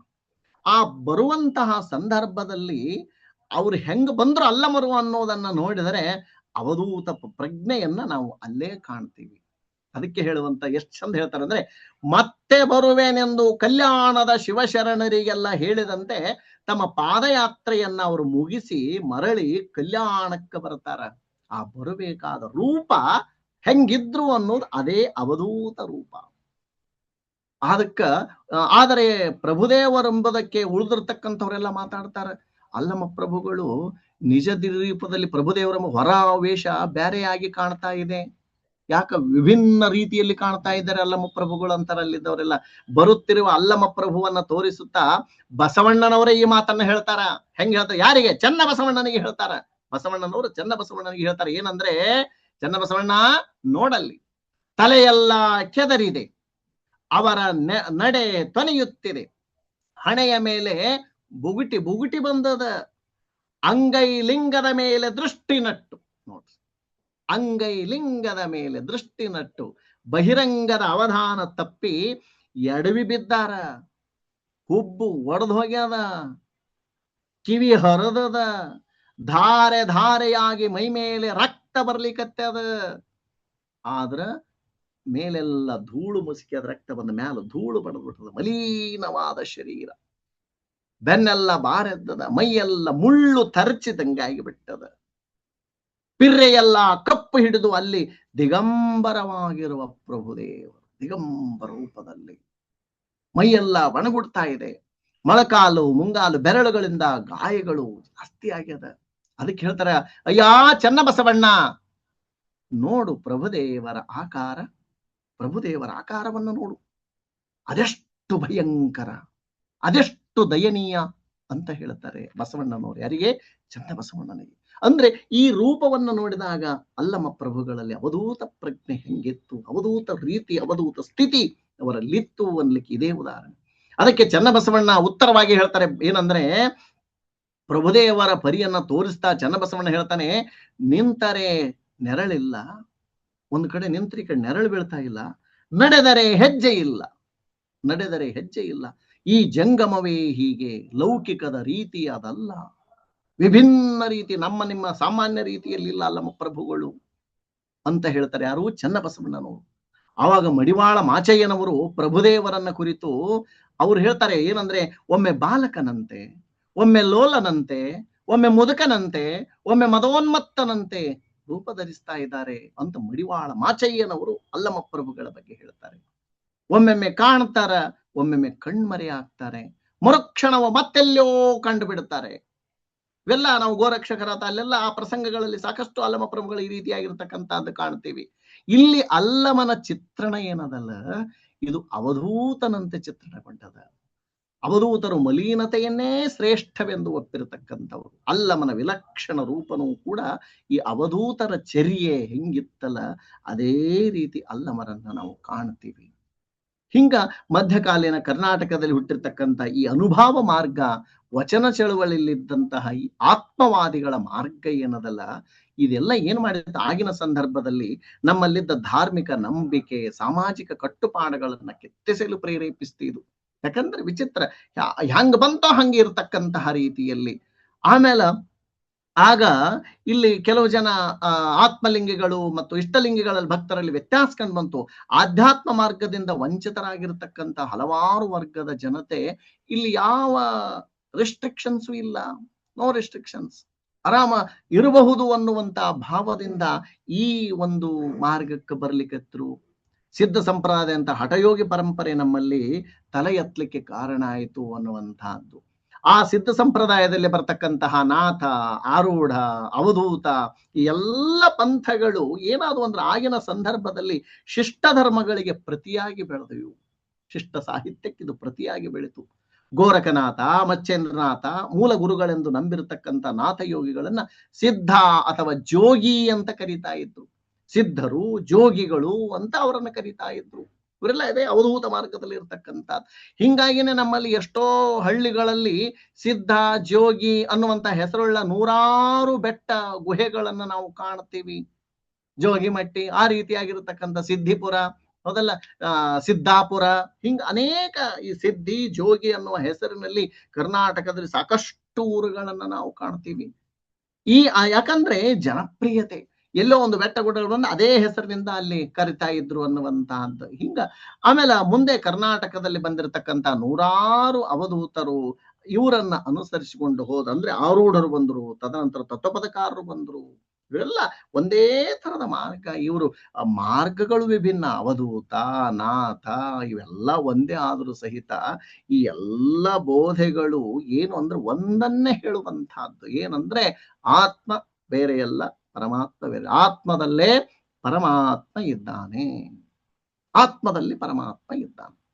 ನಮ್ಮ ಹೈದರಾಬಾದ್ ಕರ್ನಾಟಕ ಭಾಗದಾಗ ಭಜನೆ ಪದಗಳೊಳಗ ಹಾಡ್ತಾರ ಬಹಳ. ಏನಂದ್ರ ಶಿವ ಬ್ಯಾರೆ ಕಡೆ ಇಲ್ಲೇ ಇಲ್ಲ, ಇಲ್ಲೇ ಇದ್ದಾನ ಅನ್ನುವಂತಹದ್ದು. ಅದಕ್ಕ ಶಿವ ನಿನ್ನಲ್ಲಿ ಹಾನ ನೀ ನೋಡಿಲ್ಲ, ಎಲ್ಲಿ ಹುಡಕಿದರಿಲ್ಲೋ ಶಿವ. ಹಾನ ಅಂದ್ರೆ ಇದ್ದಾನೆ. ನಮ್ಮ ಭಾಗದಾಗ ಅದನ್ನೇ ಬಳಸ್ತಾರೆ, ಗುಲ್ಬರ್ಗ ಭಾಗದಲ್ಲಿ. ಶಿವ ನಿನ್ನಲ್ಲಿ ಹಾನ ನೀ ನೋಡಿಲ್ಲ, ಎಲ್ಲಿ ಹುಡಕಿದರಿಲ್ಲೋ ಶಿವ. ಎಲ್ಲಿ ಇಲ್ಲ, ನಿನ್ನಲ್ಲೇ ಹಾನ, ನಿನ್ನಲ್ಲೇ ಇದ್ದಾನೆ. ಆತ್ಮ ಪರಮಾತ್ಮ ಭಾವ. ಆಮೇಲೆ ಈ ರೀತಿಯಾಗಿರ್ತಕ್ಕಂತಹ ಇದೇ ಸಂದರ್ಭದಲ್ಲಿ ಸೂಫಿ ಪಂಥ ಅನ್ನುವಂತಹದ್ದು ಬಂತು. ಆಮೇಲೆ ಇಲ್ಲಿ ಯೋಗ ಪಂಥಗಳು ಬಂದು, ಸೂಫಿಗಳು ಸಹಜವಾಗಿನೂ ಕೂಡ ಅನುಭವ ಪಂಥಗಳ ಜೊತೆನೆ ಇವರು ಕೂಡ ಸೇರಿಕೊಂಡ್ರು. ಕೆಲವರಂತರೂ ಈ ಪಂಥಗಳಲ್ಲಿ, ಅವಧೂತ ಪಂಥದವರು ಹೆಂಗ ಜಗಕ್ಕೆ ತಾಮರಳು ತನಗೆ ಜನಮರಳು ಅನ್ನುವಂತಹ ರೀತಿಯಲ್ಲಿ ಇದ್ರು. ಇವರೆಲ್ಲ ಲೀಲಾಮೂರ್ತಿಗಳಾಗಿ ಲೋಕದ ಕಣ್ಣಿನಲ್ಲಿ ಹುಚ್ಚರಂತೆ ತೋರಿದರು. ಶಿವಯೋಗದ ನಿಬ್ಬೆರಗಿನಲ್ಲಿ ಅಂಗಲೀಲೆಯನ್ನು ಮೆರೆದಿರ್ತಕ್ಕಂಥ ಮಹಾನುಭಾವಿಗಳು. ನೋಡ್ಲಿಕ್ಕೆ ಹಂಗಿರ್ತಿದ್ದಿಲ್ಲ, ಸಹಜ ನೋಡಿದ್ರೆ ಏನಪ್ಪಾ ಇವರು ಸಿಂಪಲ್ ಲಿವಿಂಗ್ ಹೈ ಥಿಂಕಿಂಗ್ ಅಂತ ಹೇಳ್ತಾರಲ್ಲ, ಈಗ ಹಂಗ ನೋಡ್ಲಿಕ್ಕೆ ಸರಳ ಜೀವನ. ಆದರೆ ಅವರ ವಿಚಾರಧಾರೆಗಳು ಬಹಳ ವಿಶೇಷ. ಎಂತಹ ಪಂಡಿತರು ಸಹಿತ ಇವ್ರ ಮುಂದೆ ತಲೆಬಾಗಬೇಕು, ಆ ರೀತಿ ಇವರಲ್ಲಿ ನಾವು ಕಾಣ್ತೀವಿ ಅನ್ನುವಂತಹದ್ದು. ಆಮೇಲೆ ವಿಜಯನಗರಸರ ಪ್ರೌಢದೇವರಾಯ ಆಶ್ರಯದಲ್ಲಿ ನಡೆದಿರ್ತಕ್ಕಂಥ ವಚನ ಸಂಕಲನ ಕಾರ್ಯಚಟುವಟಿಕೆಗಳೆಲ್ಲ ಈ ವೀರಶೈವರಿಗೆ ಒಂದು ಧಾರ್ಮಿಕ ಚೌಕಟ್ಟನ್ನು ನಿರ್ಮಿಸಿತು. ಆಮೇಲೆ ಇದೇ ಕಾಲದಲ್ಲಿ ಆರೂಢ ಪಂಥ ಬೆಳೆದಿರುವಂತೆ ಕಾಣ್ತದ. ಇದೇ ಸಂದರ್ಭದಲ್ಲಿ ಆರೂಢ ಪಂಥನೂ ಕೂಡ ಅಲ್ಲಿ ಬೆಳೆತು. ಈ ಅವಧೂತ ಪಂಥ ಏನು ಮಾಡಿತು ಅಂದ್ರೆ, ಈ ಸಂದರ್ಭದಲ್ಲಿ ವಚನ ಈ ಕಾಲಮಾನಗಳಲ್ಲಿ ಧರ್ಮ, ಜಾತಿ ಅವುಗಳನ್ನು ಪ್ರತಿನಿಧಿಸ್ತಕ್ಕಂತಹ ಸಂಕೇತಗಳನ್ನು ನಿರಾಕರಿಸಿದರು. ಯಾವುದೇ ಧರ್ಮ, ಜಾತಿ ಏನೂ ಇಲ್ಲ, ಅಲ್ಲ, ಎಲ್ಲರಿಗೂ ಕೂಡ ಮುಕ್ತ ಅವಕಾಶ. ಇದು ವಿಶೇಷವಾಗಿರ್ತಕ್ಕಂಥದ್ದು. ಅಷ್ಟೇ ಅಲ್ಲ, ಈ ಹಂಪಿ ಪ್ರದೇಶದಲ್ಲಿರ್ತಕ್ಕಂಥ 101 ವಿರಕ್ತರ ಚಟುವಟಿಕೆಗಳನ್ನ ಕೆಲವರು ವಿರೋಧಿಸ್ತಾ ಇದ್ರು, ಕೆಲವು ಮಂದಿ ಅದನ್ನ ಒಪ್ತಾ ಇದ್ರು. ಇದೇ ಸಂದರ್ಭದಲ್ಲಿ ಸೂಫಿ ಪಂಥದವರು ಕೂಡ ಬಂದ್ರು. ಈ ಸೂಫಿಗಳು ಕೂಡ ಮೂಲ ಇಸ್ಲಾಂದಿಂದ ಬೇರೆಯಾಗಿದ್ದು ಕೂಡ ಪ್ರೇಮ ತತ್ವವನ್ನ ಇವರು ಸಾಧಿಸ್ತಾ ಇದ್ರು. ಇಸ್ಲಾಂ ಧರ್ಮದಿಂದ ಆ ಎಲ್ಲ ವಿಚಾರಗಳು ಒಂದೇ ಅನ್ನುವಂತ ರೀತಿಯಲ್ಲಿ ಅದಕ್ಕ ನಾವು ಹೇಳೋದು ಒಂದೇ, ಎಲ್ಲಾ ಧರ್ಮಗಳು ಬೇರೆ ಬೇರೆ ಇದ್ರೂ ಸಹಿತ ಎಲ್ಲರ ವಿಚಾರಧಾರೆ ಒಂದೇ. ಎಲ್ಲರೂ ಧರ್ಮ ಮಾರ್ಗದಿಂದ ನಡೀರಿ, ಒಳ್ಳೆಯದನ್ನ ಮಾಡ್ರಿ. ಏನಿದ್ರು ಕೂಡ ಯಾವುದೋ ಒಂದು ಶಕ್ತಿ ಅದ, ಆ ಶಕ್ತಿಗೆ ನಮ್ಮ ನಮಸ್ಕಾರ ಮೂಡುತ್ತದೆ. ಅದಕ್ಕೆ ಹೇಳ್ತಾರೆ, ಆಕಾಶಾತ್ ಪತಿತಂತೋಯಂ ಯಥಾಗಚ್ಚತಿ ಸಾಗರಂ ಸರ್ವದೇವ ನಮಸ್ಕಾರಂ ಕೇಶವಂ ಪ್ರತಿಗಚ್ಚತಿ. ಆಕಾಶದಿಂದ ಬಿದ್ದಂತ ಒಂದು ಹನಿ ನೀರು ಕೂಡ ಹೋಗಿ ಸಮುದ್ರವನ್ನ ಸೇರುವಂತೆ ನಾವು ಮಾಡ್ತಕ್ಕಂತ ಒಂದು ನಮಸ್ಕಾರ ಆ ಮೇಲಿರುವ ಒಂದು ಶಕ್ತಿಗೆ ಸೇರುತ್ತದೆ. ಅದು ಯಾರೇ ಇರಬಹುದು, ಶಿವ ಇರಬಹುದು, ವಿಷ್ಣು ಇರಬಹುದು, ಬ್ರಹ್ಮ ಇರಬಹುದು, ಅಲ್ಲಾ ಇರಬಹುದು, ಯಾರೇ ಇರಬಹುದು, ಅವನಿಗೆ ಹೋಗಿ ಮುಟ್ಟುತ್ತದೆ ಅನ್ನುವ ಭಾವ. ಈ ಸಮಾನತೆಯ ಭಾವವನ್ನ ನಾವಲ್ಲಿ ಕಾಣ್ತೀವಿ ಅನ್ನುವಂಥ. ಆಮೇಲೆ ಹಾಗೆ ಹೇಳಿದೆ, ಜಾತಿ ಮತ ಪಂಥಗಳನ್ನು ಮೀರಿರ್ತಕ್ಕಂಥ ವ್ಯಕ್ತಿತ್ವ ಇವರಲ್ಲಿತ್ತು ಅನ್ನುವಂತಹದ್ದು. ಆಮೇಲೆ ಇವರಲ್ಲಿ ಚಾಮರಸ, ಕಲ್ಲು ಮಠದ ಪ್ರಭುದೇವರಂತ ಉದ್ಧಾಮ ಕವಿಗಳು, ಗುರುಬಸವನಂತ ವೀರಶೈವ ವೇದಾಂತ ಬೋಧಕರು, ಆಮೇಲೆ ಬೋಳೇಶ, ಬತ್ತಲೇಶ್ವರಂತ ಇವರೆಲ್ಲವೂ ಕೂಡ ಈ ಭಾವದಲ್ಲಿ ಇರತಕ್ಕಂಥವರು. ಇದನ್ನೇ ಕಂಡು ಅನೇಕ ಅನುಭವ ಪದಗಳನ್ನು ಕೂಡ ಅವರು ಬರೆದಿರತಕ್ಕಂತಹದ್ದು. ಆಮೇಲೆ 101 ವಿರಕ್ತ ಜನರು, ಆಮೇಲೆ ಕೆಲವು ಜನ ಇವರಲ್ಲಿ ವಾಮಾಚಾರಿಗಳಂತೆ ಕಂಡರೂ ಸಹಿತ ಅರೆಮರಳ ಸ್ಥಿತಿಯಲ್ಲಿ ಇರತಕ್ಕಂಥವ್ರು. ಇಲ್ಲಿನೂ ಕೂಡ ಅವಧೂತ ಪ್ರಜ್ಞೆಯನ್ನು ನಾವು ನೋಡ್ತೀವಿ. ಹಂಗಾಗಿ ಇಂಥವ್ರನ್ನ ಪರಿಶುದ್ಧ ವಿಚಾರದ ವೀರಶೈವ ಇಂಥ ಇರತಕ್ಕಂತಹ ಜನರನ್ನ ನಾವು ನೋಡ್ತಿದ್ದೀವಿ. ಆಮೇಲೆ ಈ ಪಂಥದ ಸಂತರಿಗೆ ಅವಧೂತ ಅಂತನೂ ಕೂಡ ಕರಿತಾ ಇದ್ರು. ಈ ವಿರಕ್ತ ಜನರು ಏನಿತ್ತಲ್ಲ ಒಂಥರ ಕೆಲವು ಜನ ಇವರು ವಾಮಾಚಾರಿಗಳು ಅಂತ ಕೆಲವು ಜನ ಅಂತಂದ್ರೆ ಆ ರೀತಿ ಇದ್ರು ಸಹಿತ ಇವರು ವಿರಕ್ತೆ ಒಂಥರ ಅವಧೂತ ಸ್ಥಿತಿಯಲ್ಲಿ ಇರ್ತಾ ಇದ್ರು. ಈ ಪಂಥದ ಸಂತರಿಗೆ ಅವಧೂತರೆಂದ ಹೆಸರು. 101 ವಿರಕ್ತರ ಸ್ಥಿತಿಯೂ ಕೂಡ ಈ 101 ವಿರಕ್ತರು ಹೆಂಗಿದ್ರು ಅಂತ ನಾವು ಅವ್ರ ಜೀವನಗಳನ್ನ ಅವರ ಒಂದು ಚಟುವಟಿಕೆಗಳನ್ನ ಹೆಂಗಿರ್ತಿದ್ರು ಅಂತ ನಾವು ನೋಡಿಕೊಂಡ್ರೆ ಅಲ್ಲಿನೂ ಕೂಡ ನಮಗೆ ಅವಧೂತ ಪ್ರಜ್ಞೆ ಎದ್ದು ಕಾಣ್ತದ. ಅವರಲ್ಲೂ ಕೂಡ ಅವಧೂತ. ಒಟ್ಟಿನಲ್ಲಿ ಈ ಎಲ್ಲ ಕಾಣ್ತಕ್ಕಂತ ಮುಖ್ಯ ಅಂಶವಂದ್ರ ವೀರಶೈವ ವಿರಕ್ತರಲ್ಲಿ ಅವಧೂತ ಪರಂಪರೆ ಆವಾಗಲಿಂದನೂ ಬೆಳ್ಕೊಂಡು ಬಂತು ಅನ್ನುವಂತಹದ್ದು. ಇವರ ಈ ಸ್ಥಿತಿಗೆ ಆ ಕಾಲದ ಸಾಮಾಜಿಕ ಧಾರ್ಮಿಕ ಪರಿಸರವೇ ಕಾರಣ. ಸಹಜವಾಗಿ ಇವರು ಏನ್ ಮಾಡ್ತಾ ಇದ್ರು, ಅವಧೂತರು ಸಮಾಜದಿಂದ ದೂರವಿದ್ದು ಬೆಟ್ಟ ಗುಡ್ಡ ಗವಿ ಕೊಳ್ಳ ಇಲ್ಲಿ ವಾಸ ಮಾಡ್ತಾ ಯೋಗ ಸಾಧನೆಯನ್ನ ಮಾಡ್ತಾ ಇದ್ರು. ಯಾರಾದ್ರೂ ಯೋಗ ಸಾಧನೆಯನ್ನ ಮಾಡ್ಲಿಕ್ಕತ್ರ ಆಗಿನ ಜನ ಎಂತಹ ಧಾರ್ಮಿಕ ನಂಬಿಕೆ ಉಳ್ಳಂತ ಇದ್ದಲ್ಲಿ ಹೋಗಿ ಅವ್ರಿಗೆ ಏನು ಆಹಾರಾದಿಗಳನ್ನ ಕೊಟ್ಟು ನಮಸ್ಕರಿಸಿ ಅವರ ಆಶೀರ್ವಾದ ಪಡ್ಕೊಂಡು ಬರ್ತಾ ಇದ್ರು. ಆ ರೀತಿ ಮಾಡೋರನ್ನ ದೈವ ಅಂತ ನಂಬುತ್ತಾ ಇದ್ರು. ಆಮೇಲೆ ಇವರಾದ್ರೂ ಸಹಿತ ನಿತ್ಯ ಪೂಜೆ ಅನುಷ್ಠಾನ ಹಂಗಿರಲ್ಲ, ಮಾನಸ ಪೂಜೆಯಲ್ಲಿ ಆಮೇಲೆ ಅಷ್ಟೆಲ್ಲ ಜ್ಞಾನ ಮಾರ್ಗಕ್ಕೆ ಹೆಚ್ಚಿನ ಮಹತ್ವ, ನೀತಿ ಬೋಧೆಗಳನ್ನು ಹೇಳ್ತಾ ಇದ್ರು ಅಂತ ಇವರು ವಿಶಿಷ್ಟ ಸ್ವಭಾವದ ಅನುಭಾವಿಗಳು. ಈ 12ನೇ ಶತಮಾನದಲ್ಲಿ ಏನು ಕಾಣ್ತೀವಲ್ಲ ಇದೆಲ್ಲನೂ ಅವಧೂತರೇ ಅಂತ ಹೇಳಬಹುದು ನಾವು. ಲೌಕಿಕ ಜೀವನದ ಬಗ್ಗೆ ಇವರು ಜಿಗುಪ್ಸೆಯನ್ನು ಹೊಂದಿರತಕ್ಕಂತಹದ್ದು ಅಷ್ಟೇ ಅಲ್ಲ, ಈ ಯಾವುದೇ ಆಸೆ ನಿರಾಸೆ ದುಃಖ ದುಮ್ಮಾನ ಆಮೇಲೆ ಚಂಚಲತೆಗಳು ಆಮೇಲೆ ಅತೃಪ್ತಿ ಅಸಮಾಧಾನ, ಸತ್ರು ಅಷ್ಟೇ ಹುಟ್ಟಿದ್ರು ಅಷ್ಟೇ ಹೋದ್ರು ಅಷ್ಟೇ ಇದ್ರಷ್ಟೇ, ಇಂಥವುಗಳನ್ನ ಯಾವುದಕ್ಕೂ ಕೂಡ ಹೆಚ್ಚು ತಲೆ ಕೆಡಿಸಿಕೊಳ್ತಾ ಇದ್ದಿಲ್ಲ. ಸಹಜವಾಗಿ ತಮ್ಮ ಸ್ಥಿತಿಯಲ್ಲಿ ತಾವು ಯಾವುದೇ ಒಂದು ಆತ್ಮದ ಪರಮಾತ್ಮ ಇದ್ದಾನೆ ಅವನೇ ಶ್ರೇಷ್ಠ ಮೋಕ್ಷವೇ ಶ್ರೇಷ್ಠ ಅನ್ನುವ ಹಂತದಲ್ಲಿ ಇವರು ಇರ್ತಾ ಇದ್ರು. ಆಮೇಲೆ ಮನಿ ಮಠ, ಒಮ್ಮೊಮ್ಮೆ ಕೆಲವು ಜನರೇ ಭಕ್ತರೇ ಮಠ ಕಟ್ಟಿ ಕೊಡ್ತಿದ್ರು, ಆ ಮಠದಾಗೆ ಇರ್ತಿದ್ದಿಲ್ಲ. ಮತ್ತೆಲ್ಲೇ ಗುಹೆದಾಗ ಹೋಗಿದ್ದು ಬಿಡೋರು, ಮತ್ತೆ ಕರ್ಕೊಂಬರೋರು, ಮತ್ತೆ 2 ದಿನ ಆದ್ರೆ ಮತ್ತೆ ಅಲ್ಲಿ ಹೋಗೋರು. ಈ ಭಾವದಲ್ಲಿ ಇಲ್ಲಿ ಇರತಕ್ಕಂತಹದ್ದು. ಆಮೇಲೆ ಮಾನಾಭಿಮಾನಗಳನ್ನು ಬಿಟ್ಟು ವೈರಾಗ್ಯ ಮೂರ್ತಿಗಳಾಗಿರ್ತಕ್ಕಂತಹದ್ದು, ಜ್ಞಾನಕ್ಕೆ ಏಕಾಂಗಿತನಕ್ಕೆ ಹೊಂದಿಕೊಂಡಿರ್ತಕ್ಕಂತಹದ್ದನ್ನ ನಾವು ನೋಡ್ತೀವಿ. ಆಮೇಲೆ ಅಷ್ಟೇ ಅಲ್ಲ, ಅವಧೂತರ ಒಂದು ವೈಶಿಷ್ಟ್ಯ ಏನು ಅಂತ ಕೇಳಿದ್ರೆ, ಎಂತಹ ಪಂಡಿತನಾದರೂ ಕೂಡ ಗುರುಮುಖೇನ ವಿದ್ಯೆಯನ್ನೇ ಅವರು ಕಲಿತಾ ಇದ್ರು. ಒಬ್ಬ ಗುರು ಇರ್ತದೆ, ಪ್ರತಿಯೊಬ್ಬರಿಗೂ ಕೂಡ ಒಬ್ಬೊಬ್ಬ ಗುರು.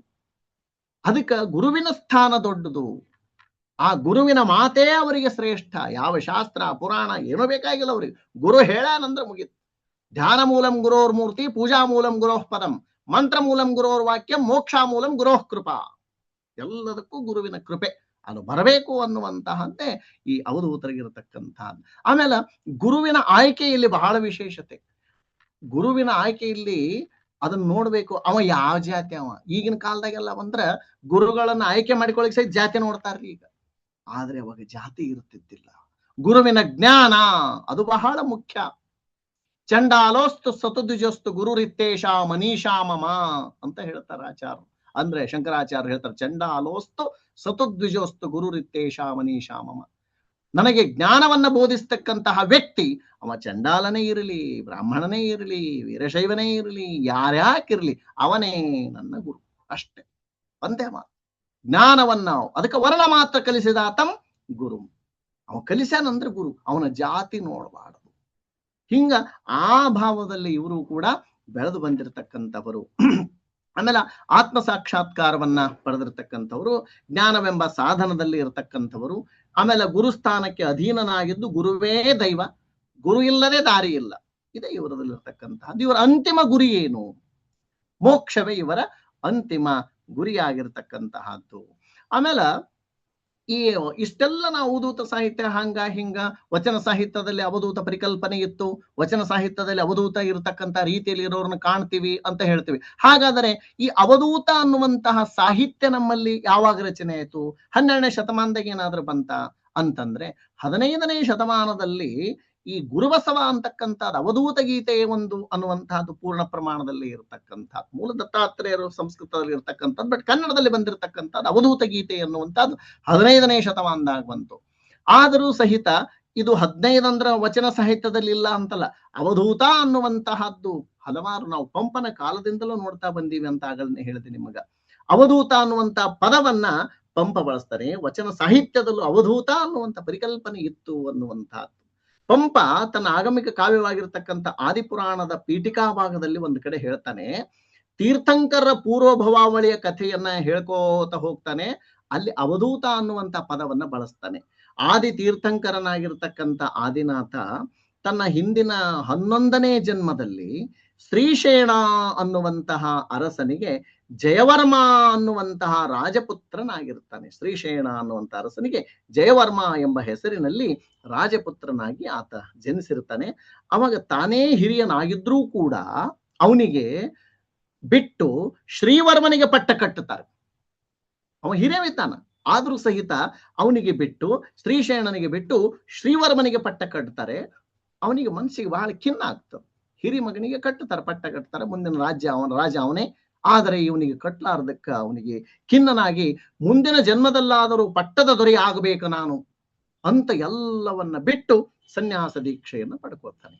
ಆ ಸಂದರ್ಭದಲ್ಲಿ ಆದಿಪುರಾಣದಲ್ಲಿ ಒಂದು ಮಾತು ಬರ್ತದೆ, ಆ ಜಯವರ್ಮನು ಅವಮಾನ ಪವಮಾನವಧೂತನಾಗಿ ಹೋಗಿ, ಅವಮಾನದಿಂದ ಪವಮಾನವಧೂತನಾಗಿ, ಅವಧೂತ ಅನ್ನುವ ಪದ ಬಳಕೆಯನ್ನ ಪಂಪ ಮಾಡ್ತಾನೆ. ಹಿಂಗ ಎಂದು ಜಿಗುಪ್ಸೆಗೊಂಡ ಜಯವರ್ಮನ ಸ್ಥಿತಿಯನ್ನು ಅವಧೂತನಿಗೆ ಇಲ್ಲಿ ಹೋಲಿಸಿರ್ತಕ್ಕಂಥದ್ದು ಪಂಪನಿಂದಲೇ ನಾವು ಕಾಣ್ತೀವಿ. ಇನ್ನು ನಾವು ವಚನ ಸಾಹಿತ್ಯದಲ್ಲಿ ಅವಧೂತ ಅನ್ನುವಂತಹ ಪರಿಜ್ಞಾನ ಇರತಕ್ಕಂಥದ್ದು, ಆ ರೀತಿ ಚಲನವಲನಗಳಿರ್ತಕ್ಕಂಥದ್ದನ್ನ ನೋಡಿದ್ರು ಸಹಿತ ಅವಧೂತ ಅನ್ನುವಂತಹ ಪದವನ್ನ ನಾವು ಇಲ್ಲಿ ಬಳಸಿರ್ತಕ್ಕಂಥದ್ದನ್ನು ವಚನ ಸಾಹಿತ್ಯದಲ್ಲಿ ನೋಡ್ತೀವಿ. ಬಾಚಿಕಾಯದ ಒಬ್ಬ ಬಸವಣ್ಣ ಬಡಿಗ ವೃತ್ತಿಯಲ್ಲಿ ಇರ್ತಕ್ಕಂತಹ ಈತ ಶರಣ ಬಡಿಗೀತ. ಅದಕ್ಕ ಈತ ಏನ್ ಮಾಡ್ತಿದ್ದ ಏನಂತಂದ್ರೆ ತನ್ನ ಕಾಯಕಕ್ಕೆ ಸಂಬಂಧಿಸಿದ ಒಂದು ಹೋಲಿಕೆಗಳನ್ನ ಕೊಡ್ತಾನೆ. ಅಂದ್ರೆ ಆ ವಸ್ತುಗೆ ನಾವೆಲ್ಲಾ ವಚನಕಾರರು ಹರಿಹರನ ರಗಳೆಗಳು ಇವುಗಳನ್ನೆಲ್ಲ ನೋಡ್ಕೋತಾ ಹೋದಾಗ ಅವರ ಕೃಷಿ ಮತ್ತು ಭಕ್ತಿ ಕೃಷಿ ಹಿಂಗ ಯಾವ ರೀತಿ ಇರುತ್ತದೋ, ಆಮೇಲೆ ಕುಂಬಾರ ಗಡಿಗೆ ಹೆಂಗ ಮಾಡ್ತಿದ್ದ, ಭಕ್ತಿ ಎಂಬ ಗಡಿಗೆಯನ್ನು ಹೆಂಗ ಮಾಡ್ತ, ಹಿಂಗ ಹೋಲಿಕೆಗಳನ್ನ ಕೊಡುವಂತಹದ್ದನ್ನ ನಾವೆಲ್ಲ ಕಾವ್ಯಗಳನ್ನ ನೋಡ್ಕೊತಾ ಬರ್ತೀವಿ. ಹಂಗ ಇಲ್ಲಿ ಬಾಚಿಕಾಯದ ಬಸವಣ್ಣ ಏನ್ ಹೇಳ್ತಾನಂದ್ರೆ, 6 ದರ್ಶನವೆಲ್ಲ ಎನ್ನ ಬಾಚಿಯ ಕಲೆ, 6 ದರ್ಶನಗಳೆಲ್ಲ ನನ್ನ ಬಾಚಿಯ ಕಲೆ, ಇವೆಲ್ಲ ಮಿಕ್ಕಾದ ಮೀರಿದ ಅವಧೂತರುಗಳೆಲ್ಲ ಎನ್ನ ಉಳಿಯೊಳಗಣ ಒಡಪು, ನನ್ನ ಉಳಿಯಲ್ಲಿರ್ತಕ್ಕಂಥ ಒಡಪುಗಳವರೆಲ್ಲ ಇಂತಿ ಮೀರಿ ಛೇದಿಸಿ ಭೇದಿಸೆಹರೆಂಬರಿಲ್ಲ, ಎನ್ನ ಕೊಡತಿ ಎಡಿಯಲ್ಲಿ ಬಡೆಯಿಸಿ ಕೊಂಬ ಬಡಿ ಹೋರಿಗಳು. ಕೊಡತಿ ಅಂದ್ರೆ ಕೊಡತಿಯಲ್ಲಿರ್ತಕ್ಕಂಥವ್ರು ಇರಲ್ಲ. ಅಂದ್ರೆ ಅವಧೂತ ಅನ್ನುವಂತಹ ಪದ ತನ್ನ ಇಲ್ಲಿ ಏನ್ ಮಾಡ್ತಾ ಅಂದ್ರೆ ಕಾಯಕದಲ್ಲೇ ಜ್ಞಾನದ ಅರಿವನ್ನ ಕಾಣತಕ್ಕಂಥ ರೀತಿಯಲ್ಲಿ 6 ದರ್ಶನವನ್ನೇ ಮೀರಿರ್ತಕ್ಕಂಥ ಅವಧೂತರುಗಳೆಲ್ಲ ಎನ್ನ ಕಾಯಕದ ವಸ್ತುವಿನಲ್ಲಿದ್ದಾರೆ. ಅಂದ್ರೆ ನನ್ನ ಕೆಲಸದ ವಸ್ತುವಿನಲ್ಲಿ, ಕಾಯಕವೇ ಕೈಲಾಸ, ಕಾಯಕದಲ್ಲಿ 6 ದರ್ಶನವನ್ನು ಮೀರಿರ್ತಕ್ಕಂಥ ಅವಧೂತರು ನನ್ನ ಕಾಯಕದ ಒಂದೊಂದು ವಸ್ತುವಿನಲ್ಲಿ, ಉಳಿಯಲ್ಲಿ, ಅದೇ ರೀತಿಯಾಗಿರ್ತಕ್ಕಂಥ ಕೊಡತಿಯಲ್ಲಿ, ಇಲ್ಲ ಬಡಿಗರು ಮಾಡ್ತಕ್ಕಂಥ ಏನು ವಸ್ತುಗಳವಲ್ಲ ಅಲ್ಲೆಲ್ಲ ಅವಧೂತರಿದ್ದಾರೆ ಅನ್ನುವ ಮಾತನ್ನ ಈ ಬಾಚಿಕಾಯದ ಬಸವಣ್ಣ ಹೇಳ್ತಾನೆ.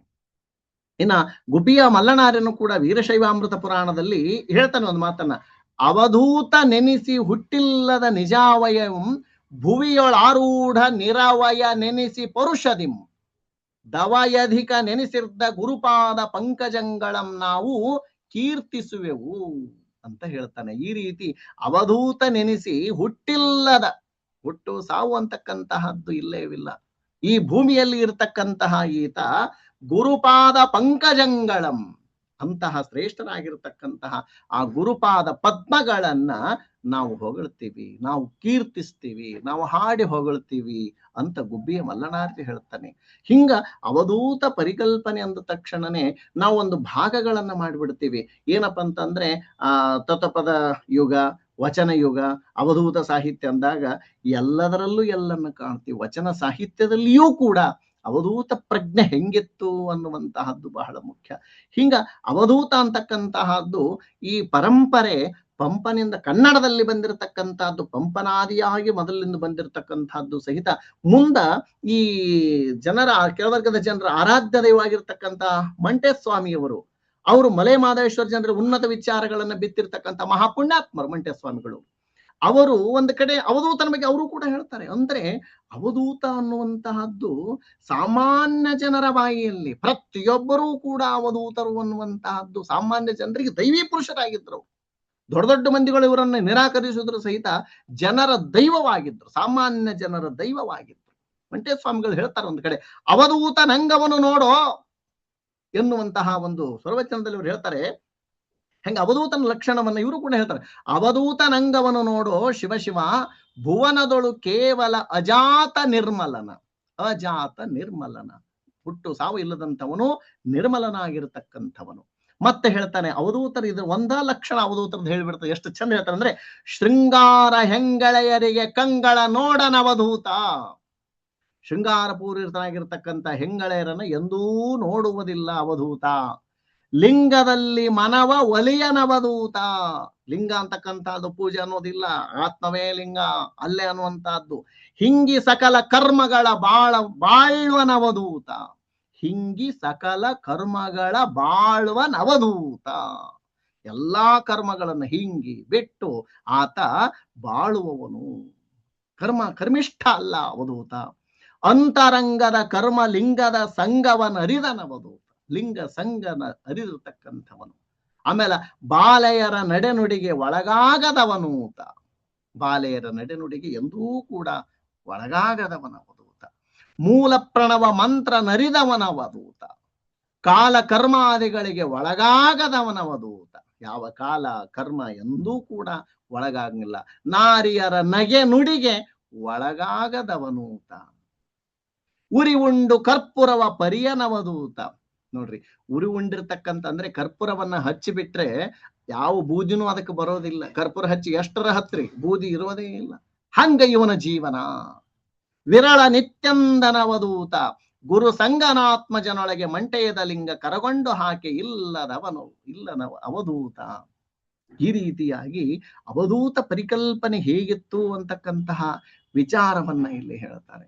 ಅದಕ್ಕೆ ಅವಧೂತ ಪ್ರಜ್ಞೆ ಅಂದ ತಕ್ಷಣನೇ ನಾವು ಅವಧೂತ ಸಾಹಿತ್ಯ, ಅವಧೂತರ ಇತ್ತೀಚೆಗೆ 17ನೇ ಶತಮಾನಕ್ಕೆ ಬಂತು, 15ರ ನಂತರ ಬಂತು ಅಂತ ಹಿಂಗೆಲ್ಲ ಹೇಳ್ತೀವಿ ಖರೆ. ಆದ್ರೆ ಅವಧೂತ ಪರಂಪರೆಯಲ್ಲಿ ಬೆಳೆದು ಬಂತು, ಅನೇಕ ಅವಧೂತರು ಬಂತರು, ಆ ಮಾತು ಬೇರೆ. ಆದರೆ ಇಲ್ಲಿ ಮುಖ್ಯವಾಗಿ ಇರತಕ್ಕಂತಹ ವಿಚಾರ ಏನಂದ್ರೆ, ಈ ಅವಧೂತ ಅನ್ನುವಂತಹದ್ದು, ಈ ಅವಧೂತ ಅನ್ನುವಂತಹ ಪ್ರಜ್ಞೆ ನಾವು ವಚನ ಸಾಹಿತ್ಯದ ಕಾಲದಲ್ಲೇ ನಾವು ಕಾಣ್ತೀವಿ ಅನ್ನುವಂತಹದ್ದು.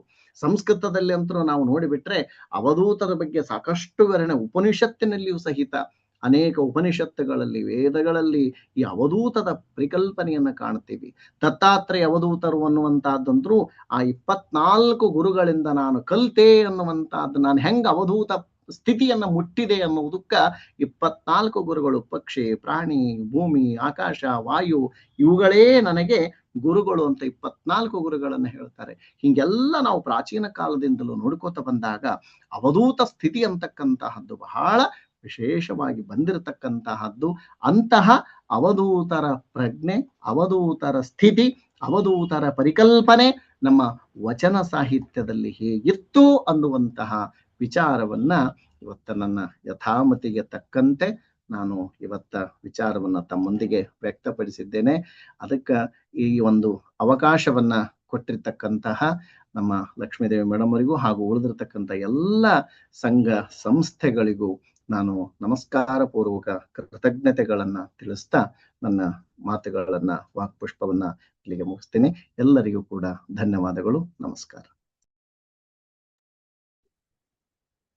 ಧನ್ಯವಾದಗಳು sir. Doctor Bhimashankar Joshi sir ಅವರು ವಚನ ಸಾಹಿತ್ಯದಲ್ಲಿ ಅವಧೂತ ಪ್ರಜ್ಞೆ ಎನ್ನುವ ಗಹನವಾದ ವಿಷಯವನ್ನು ಅತ್ಯಂತ ಸರಳ, ಸುಂದರ ಹಾಗೂ ಆಳವಾದ ವಿಶ್ಲೇಷಣೆಯೊಂದಿಗೆ ನಮ್ಮೆಲ್ಲರಿಗೂ ತಿಳಿಸಿಕೊಟ್ಟಿದ್ದಾರೆ. ನಿಮ್ಮ ವಿದ್ವತ್ಪೂರ್ಣ ಉಪನ್ಯಾಸಕ್ಕೆ ನಮ್ಮೆಲ್ಲರ ಪರವಾಗಿ ತಮಗೆ ತುಂಬು ಹೃದಯದ ಧನ್ಯವಾದಗಳನ್ನು ತಿಳಿಸುತ್ತಿದ್ದೇನೆ ಸರ್. ಧನ್ಯವಾದ. Thank you. ಶರಣ ಬಂಧುಗಳೇ, ಈಗ ಅಭಿಪ್ರಾಯ ಅನಿಸಿಕೆಯನ್ನು ಹಂಚಿಕೊಳ್ಳುವ ಸಮಯ. ತಮ್ಮಲ್ಲಿ ಮಾತನಾಡಲು ಇಚ್ಛಿಸುವವರು ಮುಕ್ತವಾಗಿ ತಮ್ಮ ಅನಿಸಿಕೆಯನ್ನ ಹಂಚಿಕೊಳ್ಳಬಹುದು.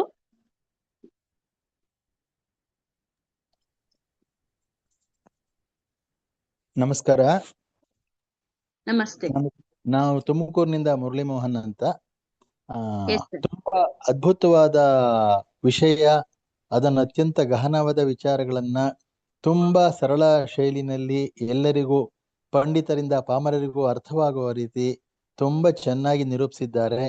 ನಮಗೆ ಎಲ್ಲ ವಿಷಯಗಳನ್ನು ವಚನ ಸಾಹಿತ್ಯದಿಂದ ಹಿಡಿದು ಶಂಕರ ಭಗವತ್ಪಾದರ ವಿಚಾರದವರೆಗೂ ಮತ್ತೆ ವಿಶೇಷವಾದ ಶಾಸ್ತ್ರ ವಾಕ್ಯಗಳನ್ನೆಲ್ಲ ಉದ್ಧರಿಸಿ ತುಂಬ ಚೆನ್ನಾಗಿ ನಿರೂಪಣೆ ಮಾಡಿದ್ದಾರೆ. ಮಾನ್ಯ ಪ್ರೊಫೆಸರ್ ಭೀಮಾಶಂಕರ್ ಜೋಶಿ ಅವರಿಗೆ, ಜೊತೆಗೆ ಇದನ್ನ ಸಂಕೀರ್ಣವನ್ನ ವ್ಯವಸ್ಥೆ ಮಾಡಿದ ತಮ್ಮೆಲ್ಲರಿಗೂ ಅತ್ಯಂತ ನಮಸ್ಕಾರ ಪೂರ್ವಕ ಧನ್ಯವಾದಗಳನ್ನ ತಿಳಿಸೋದಕ್ಕೆ ಇಷ್ಟಪಡ್ತೇವೆ. ನಮಸ್ಕಾರ. ಧನ್ಯವಾದಗಳು. ಧನ್ಯವಾದಗಳು ಸರ್.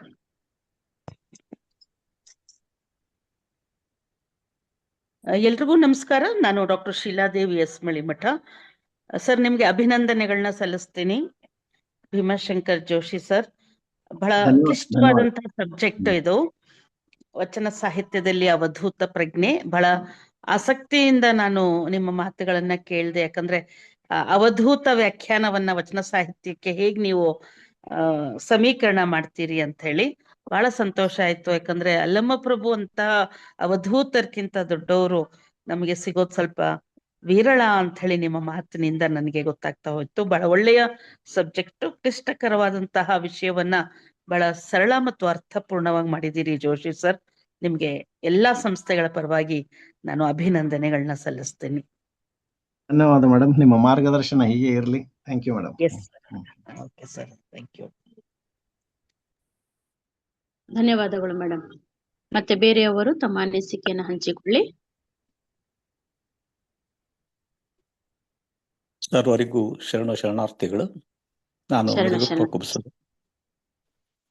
ಇವತ್ತಿನ ಒಂದು ಅವಧೂತ ಪ್ರಜ್ಞೆ ಕುರಿತು ಸೋದರ ಭೀಮಾಶಂಕರ ಜೋಶಿ ಅವರು ಸಂಪೂರ್ಣವಾಗಿ ವಿವರವಾಗಿ ಅದ್ಭುತವಾದಂತಹ ವಿಚಾರಗಳನ್ನ ನಮಗೆ ಎಲ್ಲರಿಗೂ ತಿಳಿಯೋ ಹಾಗೆ ಅತ್ಯಂತ ಸರಳವಾಗಿ ತಿಳಿಸಿ ಹೇಳಿದ್ದಾರೆ.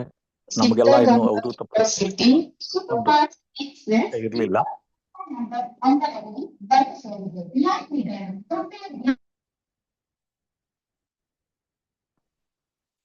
ಬಹಳ ಸುಂದರವಾಗಿ ಅವರು ಎಲ್ಲವನ್ನೂ ನಮಗೆ ತಿಳಿಪಡಿಸಿದ್ದಾರೆ. ವಿರಕ್ತರ ಲಕ್ಷಣಗಳನ್ನು ಮತ್ತು ವೀರಶೈವರು ಮತ್ತು ಅವಧೂತರ ಒಂದು ತುಲನಾತ್ಮಕ ಪರಿಚಯವನ್ನು ನಮಗೆ ಸರಿಯಾಗಿ ಮಾಡಿಕೊಟ್ಟಿದ್ದಂಥ ಭೀಮಾಶಂಕರ ಜೋಶಿ ಸೋದರರಿಗೆ ಅನಂತ ಶರಣಾರ್ಥಿಗಳು. ಅವಕಾಶವನ್ನು ಕೊಟ್ಟಿದ್ದಕ್ಕೆ ತಮ್ಮೆಲ್ಲರಿಗೂ ಶರಣಾರ್ಥಿಗಳು. ಧನ್ಯವಾದಗಳು ಮುರುಗೇಶ್ ಸರ್. Thank you.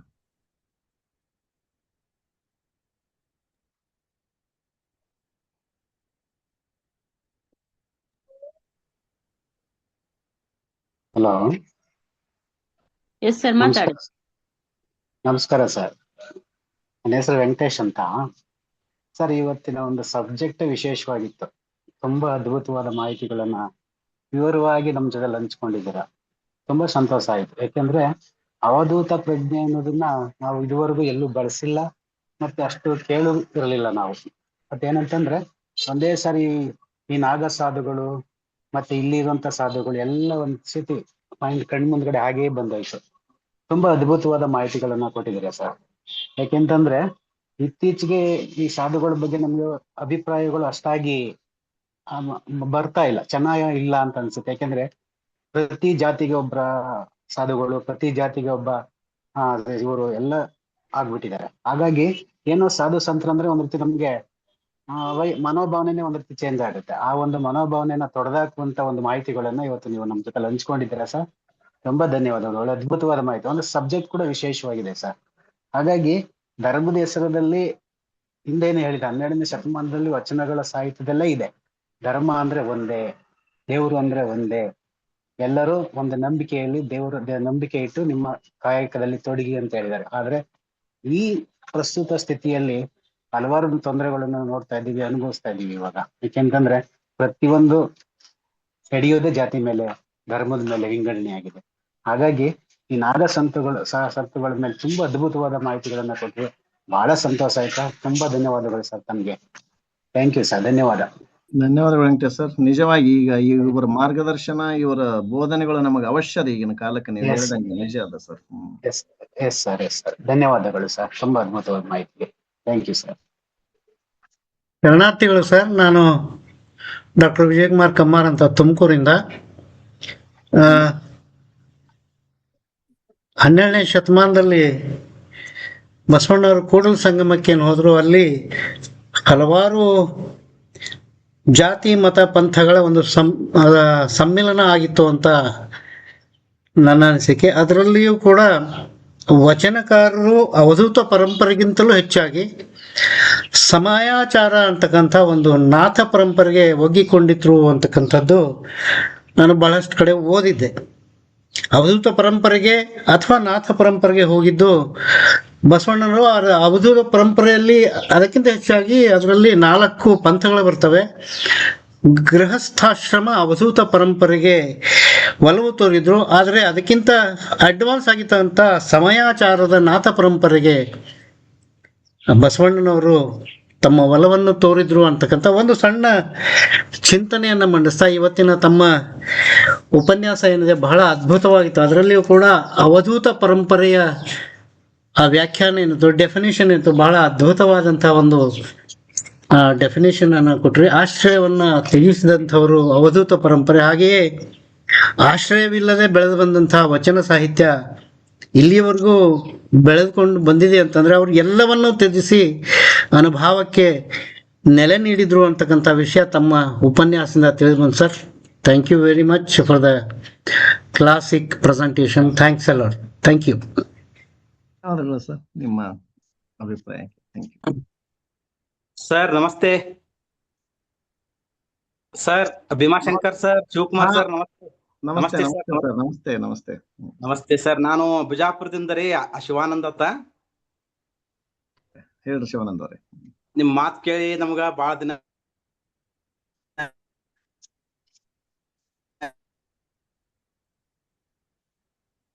ಇಲ್ಲ ಶಿವಾನಂದ್ ಅವರೇ, ನಿಮ್ಮ ವಿಡಿಯೋ ಆಫ್ ಮಾಡಿದ್ರೆ ಆಡಿಯೋ ಕ್ಲೀನ್ ಆಗಿ ಕೇಳಿಸುತ್ತೆ ಸರ್. ವಿಡಿಯೋ ಆಫ್ ಮಾಡಿ. ಅಕಾಡೆಮಿಯಲ್ಲಿ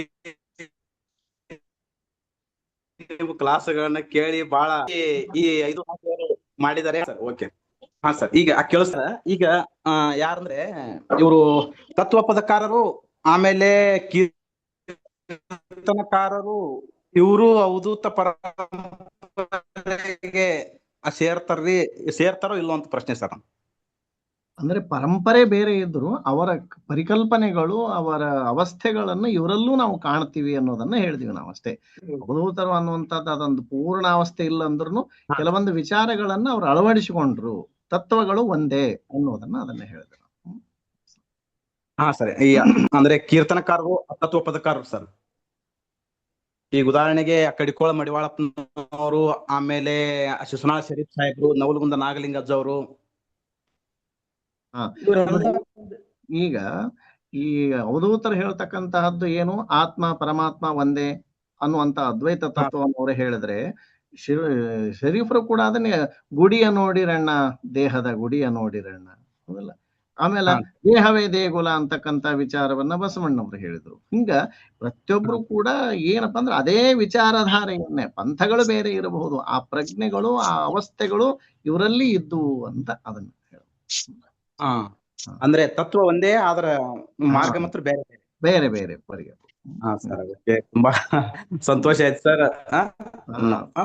ಧನ್ಯವಾದಗಳು ಎಲ್ಲರಿಗೂ. ತುಂಬಾ ಧನ್ಯವಾದಗಳು. ಸಂತೋಷ sir. Thank you sir. Okay sir, ತುಂಬಾ ಧನ್ಯವಾದಗಳು. ಎಲ್ಲರಿಗೂ ಶರಣಾರ್ಥಿ.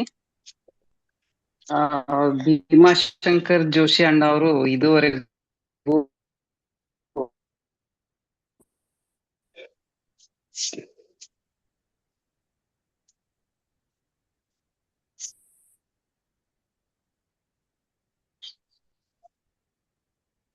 ಕೇಳಿಸ್ತಾ ಇಲ್ಲ ಮೇಡಮ್?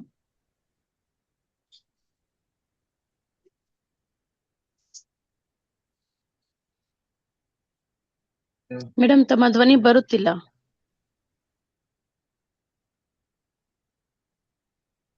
ಸಂದೇಶವನ್ನು ಕೊಟ್ಟಿದ್ದಾರೆ.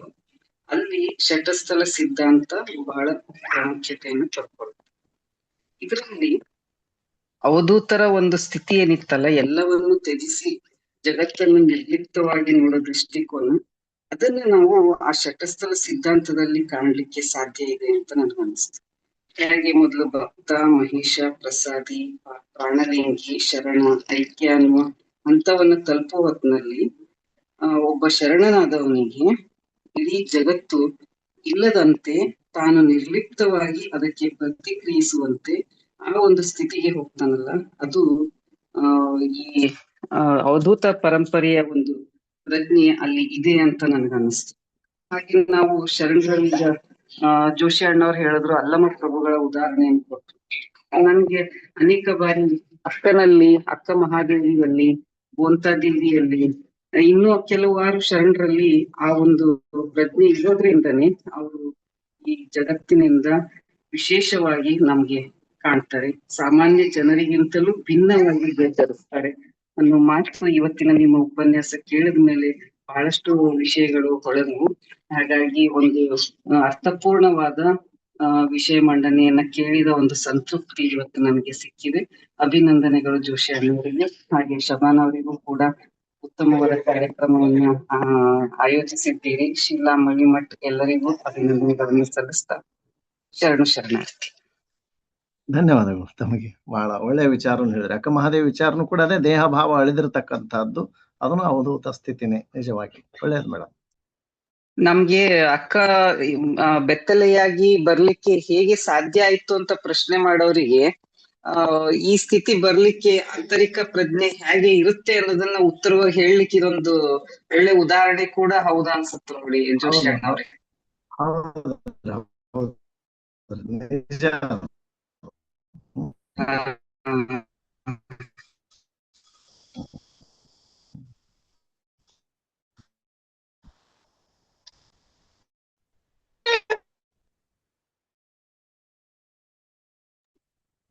ಮತ್ತೆ ಯಾರಾದ್ರೂ ತಮ್ಮ ಅನಿಸಿಕೆ ಹಂಚಿಕೊಳ್ಳುವವರಿದ್ದಾರೆ? ಯಾರಾದ್ರೂ ಇದಾರಾ? ಶಬನಾ ಮೇಡಮ್, ಶಿವಕುಮಾರ್ ಸರ್ ಮಾತಾಡಿ. ಇನ್ಯಾರಾದ್ರೂ ಇದಾರಾ ಅಂತ? ಓಕೆ, ಈಗಾಗಲೇ ಸಮಯ ಆಗಿದೆ.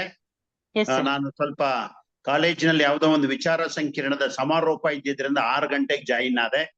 6 ಗಂಟೆ ನಂತರನು ಕೂಡ ಅದ್ಭುತವಾದಂತ ವಿಚಾರ. ಹಾಗಾಗಿ ಸಮಯ ಹೆಚ್ಚಿಗೆ ಆಗಿರೋದ್ರಿಂದ ಹೆಚ್ಚಿಗೆ ಮಾತನಾಡಕ್ ಹೋಗಲ್ಲ. ಮೊದಲನೇದಾಗಿ ಡಾಕ್ಟರ್ ಭೀಮಾಶಂಕರ್ ಜೋಶಿ ಅವರಿಗೆ ವಿಶೇಷವಾದ ಅಭಿನಂದನೆ. ಕಾರಣ ಏನಂದ್ರೆ, ವಿಶೇಷವಾದಂತ ವಿಷಯವನ್ನ ಇವತ್ತು ಅವರು ತೆಗೆದುಕೊಂಡು ಉಪನ್ಯಾಸವನ್ನು ನೀಡಿದ್ದಾರೆ.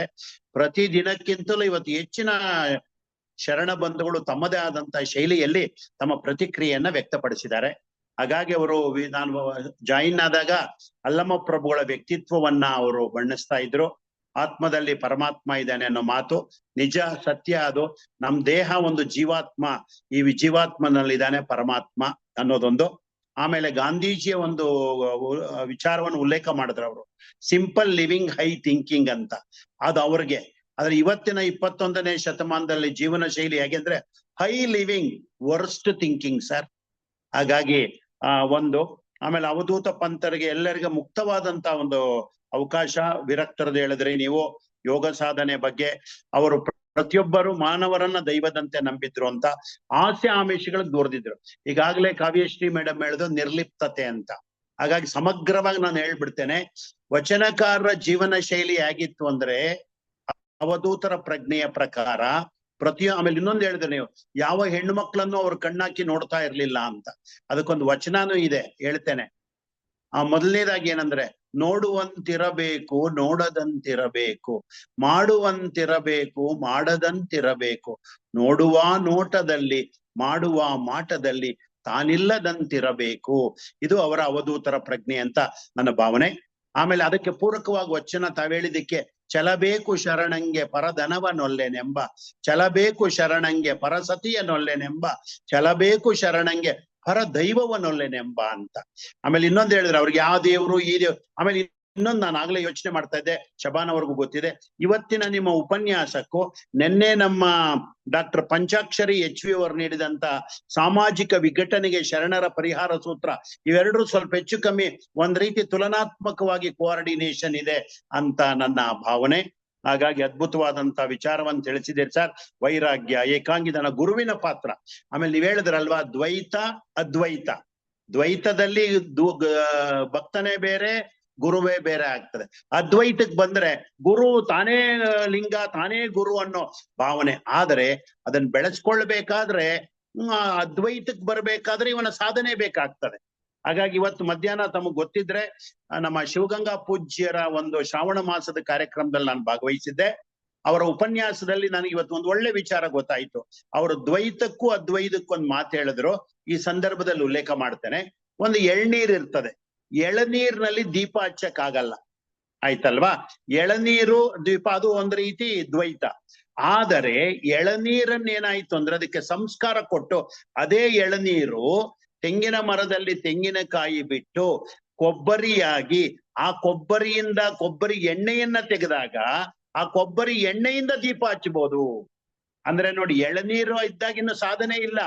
ಹೋಗ್ತಾ ಹೋಗ್ತಾ ಹೋಗ್ತಾ ಎಳನೀರಿನಲ್ಲಿ ತೆಂಗಿನ ನೀರಿನ ಕಾಯಲ್ಲಿ ಅದು ನೀರು ತುಂಬಿ ಅದು ಹೊರಗಡೆ ಬಂದು ಆಮೇಲೆ ಅದು ತೆಂಗಿನ ಏನು ಕೊಬ್ಬರಿಯಾಗಿ ಆ ಕೊಬ್ಬರಿಯಿಂದ ಎಣ್ಣೆ ತೆಗೆದಾಗ ಎಣ್ಣೆಯಿಂದ ದೀಪ ಹಚ್ಚಬಹುದು. ಆದರೆ ಎಳನೀರು ಅದೇನೆ, ಆದ್ರೆ ಅದು ತೆಂಗಿನಕಾಯಿ ಆಗೋದಕ್ಕೂ ಕೂಡ ಅದೇ ಮೂಲ ಆಗ್ತದೆ. ಹಾಗಾಗಿ ಈ ತರ ತುಂಬಾ ಅದ್ಭುತವಾಗಿತ್ತು ಸರ್. ನಿಜವಾಗ್ಲೂ ತಾವು ಉತ್ತರ ಕರ್ನಾಟಕದ ಶೈಲಿಯಲ್ಲಿ ಆದಿಕವಿ ಪಂಪನಿಂದ ಹಿಡಿದು ಬಾಚಿಕಾಯಕದ ಬಸವಣ್ಣನಿಂದ ಹಿಡಿದು ಗುಬ್ಬಿ ಮಲ್ಲಣ್ಣಾರಾಧ್ಯರಿಂದ ಹಿಡಿದು ಮಂಟೇಸ್ವಾಮಿಯಿಂದ ಹಿಡಿದು ದತ್ತಾತ್ರೇಯರ ಬಗ್ಗೆ ಎಲ್ಲ ಹಿಡಿದು 21 ಗುರುಗಳು, ಪ್ರಕೃತಿ, ಪ್ರಾಣಿ ಎಲ್ಲವೂ ಒಂದೇ. ಈಗ ಯದ್ಭಾವಂ ತದ್ಭವತಿ ಅಷ್ಟೇ. ಮನುಷ್ಯ ಅಹಂ ಇರೋದು ಜಗತ್ತಲ್ಲಿ ಯಾರಿಗೆ ಸರ್ ಅಂದ್ರೆ ಮನುಷ್ಯನಿಗೆ ಮಾತ್ರ. ಇನ್ ಯಾವ ಪ್ರಾಣಿಗಳಿಗೂ ನಾನು ಅನ್ನೋ ಅಹಂ ಇಲ್ಲ. ಈ ಅಹಂ ಇಂದಾನೆ ಜಗತ್ತಿನಲ್ಲಿ ಎಲ್ಲ ಸಮಸ್ಯೆಗಳು ಅಂತ. ಆಮೇಲೆ ನನ್ನ ಪರಿಚಯ ತಮ್ಗೆ, ನನ್ನ ಹೆಸರು professor Shivakumar, BMS women's college commerce retired professor. ವೃತ್ತಿ ನಂದು ಸ್ವಲ್ಪ ವಾಣಿಜ್ಯ, ಪ್ರವೃತ್ತಿ ಸ್ವಲ್ಪ ಕನ್ನಡದ ಒಲವು, ನಲಿವು, ಗೆಲುವು, ಅದೇ ನಮ್ಮ ಜೀವನದ ಚೆಲುವು. ಪ್ರತಿನಿತ್ಯ ಭಾಗವಹಿಸ್ತಾ ಇರ್ತೇನೆ. ವಚನ ಸಾಹಿತ್ಯ, ಶರಣರ ಚಿಂತನೆಗಳು ನನಗೆ ಬಹಳ ಆಸಕ್ತಿ. ಹಾಗಾಗಿ ಇದನ್ನ ನಡೆಸ್ತಾ ಇರ್ತಕ್ಕಂಥ ನಮ್ಮ ಶೀಲಾ ಮಳಿಮಠ ಆಗ್ಬೋದು, ಶಬಾನ, ಲಕ್ಷ್ಮೀದೇವಿಯವರು, ಉಪಸ್ಥಿತರು ಎಲ್ಲ ಶರಣ ಬಂಧುಗಳು ಆಸಕ್ತರು ಇದರಲ್ಲಿ ಇದ್ದಾರೆ. ನಿಜವಾಗ್ಲೂ ಅಭಿನಂದನೆ. ಉತ್ತರ ಕರ್ನಾಟಕದವರು ಮಧ್ಯಾಹ್ನ ಹೇಳ್ತಾ ಇದ್ದೆ ನಾನು, ಉತ್ತರ ಕರ್ನಾಟಕದ ಸಂಸ್ಕೃತಿ ಗಟ್ಟಿ, ದಕ್ಷಿಣದ್ದು ಸ್ವಲ್ಪ ತಿಳಿ. ಹಾಗಾಗಿ ನೀವು ಉತ್ತರ ಕರ್ನಾಟಕದವ್ರು ಆಗಿರೋದ್ರಿಂದ ನಿಮ್ಗೊಂದು ಪ್ರಾಸ ಹೇಳ್ಬಿಟ್ಟು ನಾನು ಮಾತನ್ನು ಮುಕ್ತಾಯ ಮಾಡ್ತೇನೆ. ಉತ್ತರ ಕರ್ನಾಟಕದ ಪ್ರತಿಯೊಂದು ಮಾತಿನಲ್ಲಿ ಇರುತ್ತೆ ಪ್ರಾಸ. ಪ್ರಾಸ ಇದ್ರೆ ಜೀವನಕ್ಕಾಗೋದಿಲ್ಲ ತ್ರಾಸ, ತ್ರಾಸ ಇದ್ರೆ ಆಗೋದಿಲ್ಲ, ಇಲ್ಲ ಅಂದ್ರೆ ಮುಖದಲ್ಲಿ ಮಂದಹಾಸ, ಮಂದಹಾಸ ಇದ್ರೆ ಆಗೋದಿಲ್ಲ ಜೀವನದಲ್ಲಿ ದೇವದಾಸ. ನಾವ್ ಆಗಬೇಕು ದೇವರಿಗೆ ದಾಸ, ಅವನು ಯಾರಿಗೂ ಮಾಡೋದಿಲ್ಲ ಮೋಸ. ನಾವೆಲ್ಲರೂ ಭೂಮಿಯ ಮೇಲೆ ಮಾಡಬೇಕು ವಾಸ, ವಾಸಕ್ಕೆ ಬೇಕು ಒಂದು ನಿವಾಸ. ಬೆಳಗ್ಗೆ ಇದ್ರೆ ಕಾಯಕಕ್ಕೆ ಪ್ರವಾಸ, ಮನೆಗೆ ಬಂದಾಗ ಆಗಿರುತ್ತೆ ಆಯಾಸ. ಆಯಾಸ ನಿವಾರಣೆಗೆ ಸುಖ ನಿದ್ರೆಗೆ ಕುಡಿಯಬೇಕು ಬೆಂಗಳೂರಿನ MG ರೋಡ್ ಕುಡ್ತಾ ಅಲ್ಲ, ಕುಡಿಯಬೇಕು ಒಂದು ಲೋಟ ಗಸಗಸೆ ಪಾಯಸ. ಜೀವನದಲ್ಲಿ ಮಾಡಬೇಕು ಸಜ್ಜನರ ಸಹವಾಸ, ಉತ್ತಮ ಆರೋಗ್ಯಕ್ಕೆ ಮಾಡಬೇಕು ವಾರಕ್ಕೆ ಒಂದು ದಿನ ಉಪವಾಸ. ಇದು ನನ್ನ ಪ್ರಾಸ. ಹೀಗೆ ಇರ್ಲಿ ನಮ್ಮ ನಿಮ್ಮ ವಿಶ್ವಾಸ. ಅದ್ಭುತವಾದಂತ ವಿಶೇಷವಾದಂತ ವಿಷಯವನ್ನ ಅದ್ಭುತವಾಗಿ, ಗಹನವಾಗಿ, ಗುಣಾತ್ಮಕವಾಗಿ ಮಂಡಿಸಿದ್ದೀರಿ. ತಮಗೆ ಅಭಿನಂದನೆ, ಅಭಿವಂದನೆ. ಭಗವಂತ ಎಲ್ಲ ರೀತಿಯಲ್ಲಿ ತಮಗೆ ಸಕಲ ಸನ್ಮಂಗಳಾನಿ ಭವಂತು. ಇದು ನಮ್ಮ ಆಶಯ, ಸದಾಶಯ, ಶುಭಾಶಯ. ಶರಣು ಶರಣಾರ್ಥಿ ಸರ್. ನಿಮ್ಮ ವಿದ್ವತ್ತಿಗೆ, ವಾಕ್ಶೈಲಿಗೆ ಶರಣಾರ್ಥಿಗಳು ಸರ್. ಬಹಳ ಚಂದ. ಏನಿಲ್ಲ ಸರ್, ಎಲ್ಲವೂ ಭಗವಂತನ ಚಿತ್ತ. ನಾವು ನಿಮಿತ್ತ, ದೇಹಕ್ಕೆ ಏರಿಸ್ಕೊಳ್ಬಾರ್ದು ಪಿತ್ತ.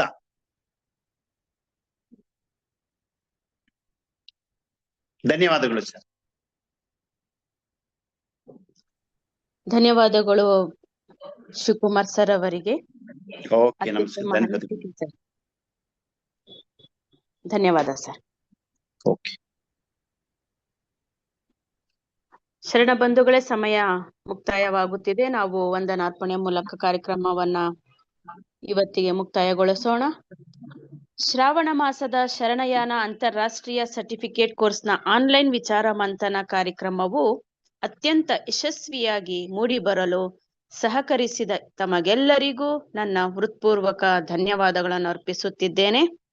ಮುಖ್ಯವಾಗಿ ನಮ್ಮ ಇಂದಿನ ವಿಶೇಷ ಆಹ್ವಾನವನ್ನು ಸ್ವೀಕರಿಸಿ ವಚನ ಸಾಹಿತ್ಯದಲ್ಲಿ ಅವಧೂತ ಪ್ರಜ್ಞೆ ಕುರಿತು ಅತ್ಯಂತ ಆಳವಾದ ಹಾಗೂ ವಿದ್ವತ್ಪೂರ್ಣವಾದ ಉಪನ್ಯಾಸವನ್ನ ನೀಡಿದ ಡಾಕ್ಟರ್ ಭೀಮಶಂಕರ್ ಜೋಶಿ ಸರ್ ಅವರಿಗೆ ನಮ್ಮೆಲ್ಲ ಶರಣ ಬಂಧುಗಳ ಪರವಾಗಿ ಅವರಿಗೆ ಅನಂತ ಧನ್ಯವಾದಗಳನ್ನ ತಿಳಿಸುತ್ತಿದ್ದೇನೆ. ಹಾಗೆಯೇ ಆನ್ಲೈನ್ ವಿಚಾರ ಮಂಥನ ಕಾರ್ಯಕ್ರಮವನ್ನು ಜಂಟಿಯಾಗಿ ಆಯೋಜಿಸಿ ಯಶಸ್ವಿಗೆ ಶ್ರಮಿಸಿದ ಎಲ್ಲಾ ಸಹಯೋಗಿ ಸಂಸ್ಥೆಗಳ ಪದಾಧಿಕಾರಿಗಳಿಗೆ ಹಾಗೂ ಗೌರವಾನ್ವಿತ ಸಂಯೋಜಕರಿಗೆ ಹಾಗೂ ಅಧ್ಯಕ್ಷರಾದ ಡಾಕ್ಟರ್ ಶೀಲಾದೇವಿ ಎಸ್ ಮಳಿಮಠ ಮೇಡಮ್ ಅವರಿಗೆ ಜೊತೆಗೆ ಈ ಕಾರ್ಯಕ್ರಮ ಯಶಸ್ವಿಗೆ ಸಂಪೂರ್ಣ ಸಹಕಾರವನ್ನ ನೀಡುತ್ತಿರುವ ಡಾಕ್ಟರ್ ವಿಜಯಕುಮಾರ್ ಕಮ್ಮಾರ್ ಸರ್ ಅವರಿಗೂ ಹೃದಯಪೂರ್ವಕ ಧನ್ಯವಾದಗಳನ್ನ ಅರ್ಪಿಸುತ್ತೇನೆ. ಹಾಗೆಯೇ ಅತ್ಯುತ್ತಮ ಅನಿಸಿಕೆಗಳು, ಅಭಿಪ್ರಾಯಗಳನ್ನು ಹಂಚಿಕೊಂಡಂತಹ ಎಲ್ಲ ಶರಣ ಬಂಧುಗಳಿಗೆ ತಮಗೆಲ್ಲರಿಗೂ ನಮ್ಮೆಲ್ಲರ ಪರವಾಗಿ ತುಂಬ ಹೃದಯದ ಧನ್ಯವಾದಗಳನ್ನ ಅರ್ಪಿಸುತ್ತಿದ್ದೇನೆ. ಹಾಗೆಯೇ ಅಂತಿಮವಾಗಿ ಈ ಕಾರ್ಯಕ್ರಮದಲ್ಲಿ ಸಕ್ರಿಯವಾಗಿ ಭಾಗವಹಿಸಿ ಕೊನೆಯವರೆಗೂ ಜೊತೆಯಾಗಿ ನಿಂತು ಜ್ಞಾನ ದಾಸೋಹವನ್ನು ಸ್ವೀಕರಿಸಿದ ತಮಗೆಲ್ಲರಿಗೂ ವಂದನೆಗಳು. ನಮ್ಮ ಆಂತರಿಕ ಪ್ರಜ್ಞೆಯನ್ನು ಜಾಗೃತಿಗೊಳಿಸುವ ಇಂತಹ ಕಾರ್ಯಕ್ರಮಗಳು ಮುಂದೆಯೂ ಮುಂದುವರೆಯಲಿ ಎಂದು ಹಾರೈಸುತ್ತಾ ಎಲ್ಲರಿಗೂ ಧನ್ಯವಾದಗಳೊಂದಿಗೆ ಶುಭರಾತ್ರಿ. ಎಲ್ರಿಗೂ ಶರಣಾರ್ಥಿಗಳು. ಈ ಅಂತಾರಾಷ್ಟ್ರೀಯ ಆನ್ಲೈನ್ ಸರ್ಟಿಫಿಕೇಟ್ ಕೋರ್ಸ್ ಮತ್ತು ಶರಣಯಾನ ವಿಶೇಷ ಉಪನ್ಯಾಸ ಕಾರ್ಯಕ್ರಮಕ್ಕೆ ಸ್ವಾಗತವನ್ನ ಕೋರಿದ ಹಾಗೂ ಬಹಳ ಸುಶ್ರಾವ್ಯ ತಮ್ಮ ಶಬ್ದ ಮಾಧುರ್ಯದಿಂದ ಎಲ್ಲರನ್ನ ಒಳಗೊಳ್ಳುವಂತೆ ಮಾತನಾಡುತ್ತಿರುವ ವಂದನಾರ್ಪಣೆ ನೀಡಿದ ಡಾಕ್ಟರ್ ಶಬಾನಾ ಅವರಿಗೆ ಆರೂ ಸಂಸ್ಥೆಯ ಪರವಾಗಿ ಹೃತ್ಪೂರ್ವಕ ವಂದನೆಗಳು. ಎಲ್ರಿಗೂ ನಮಸ್ಕಾರ, ಶುಭರಾತ್ರಿ.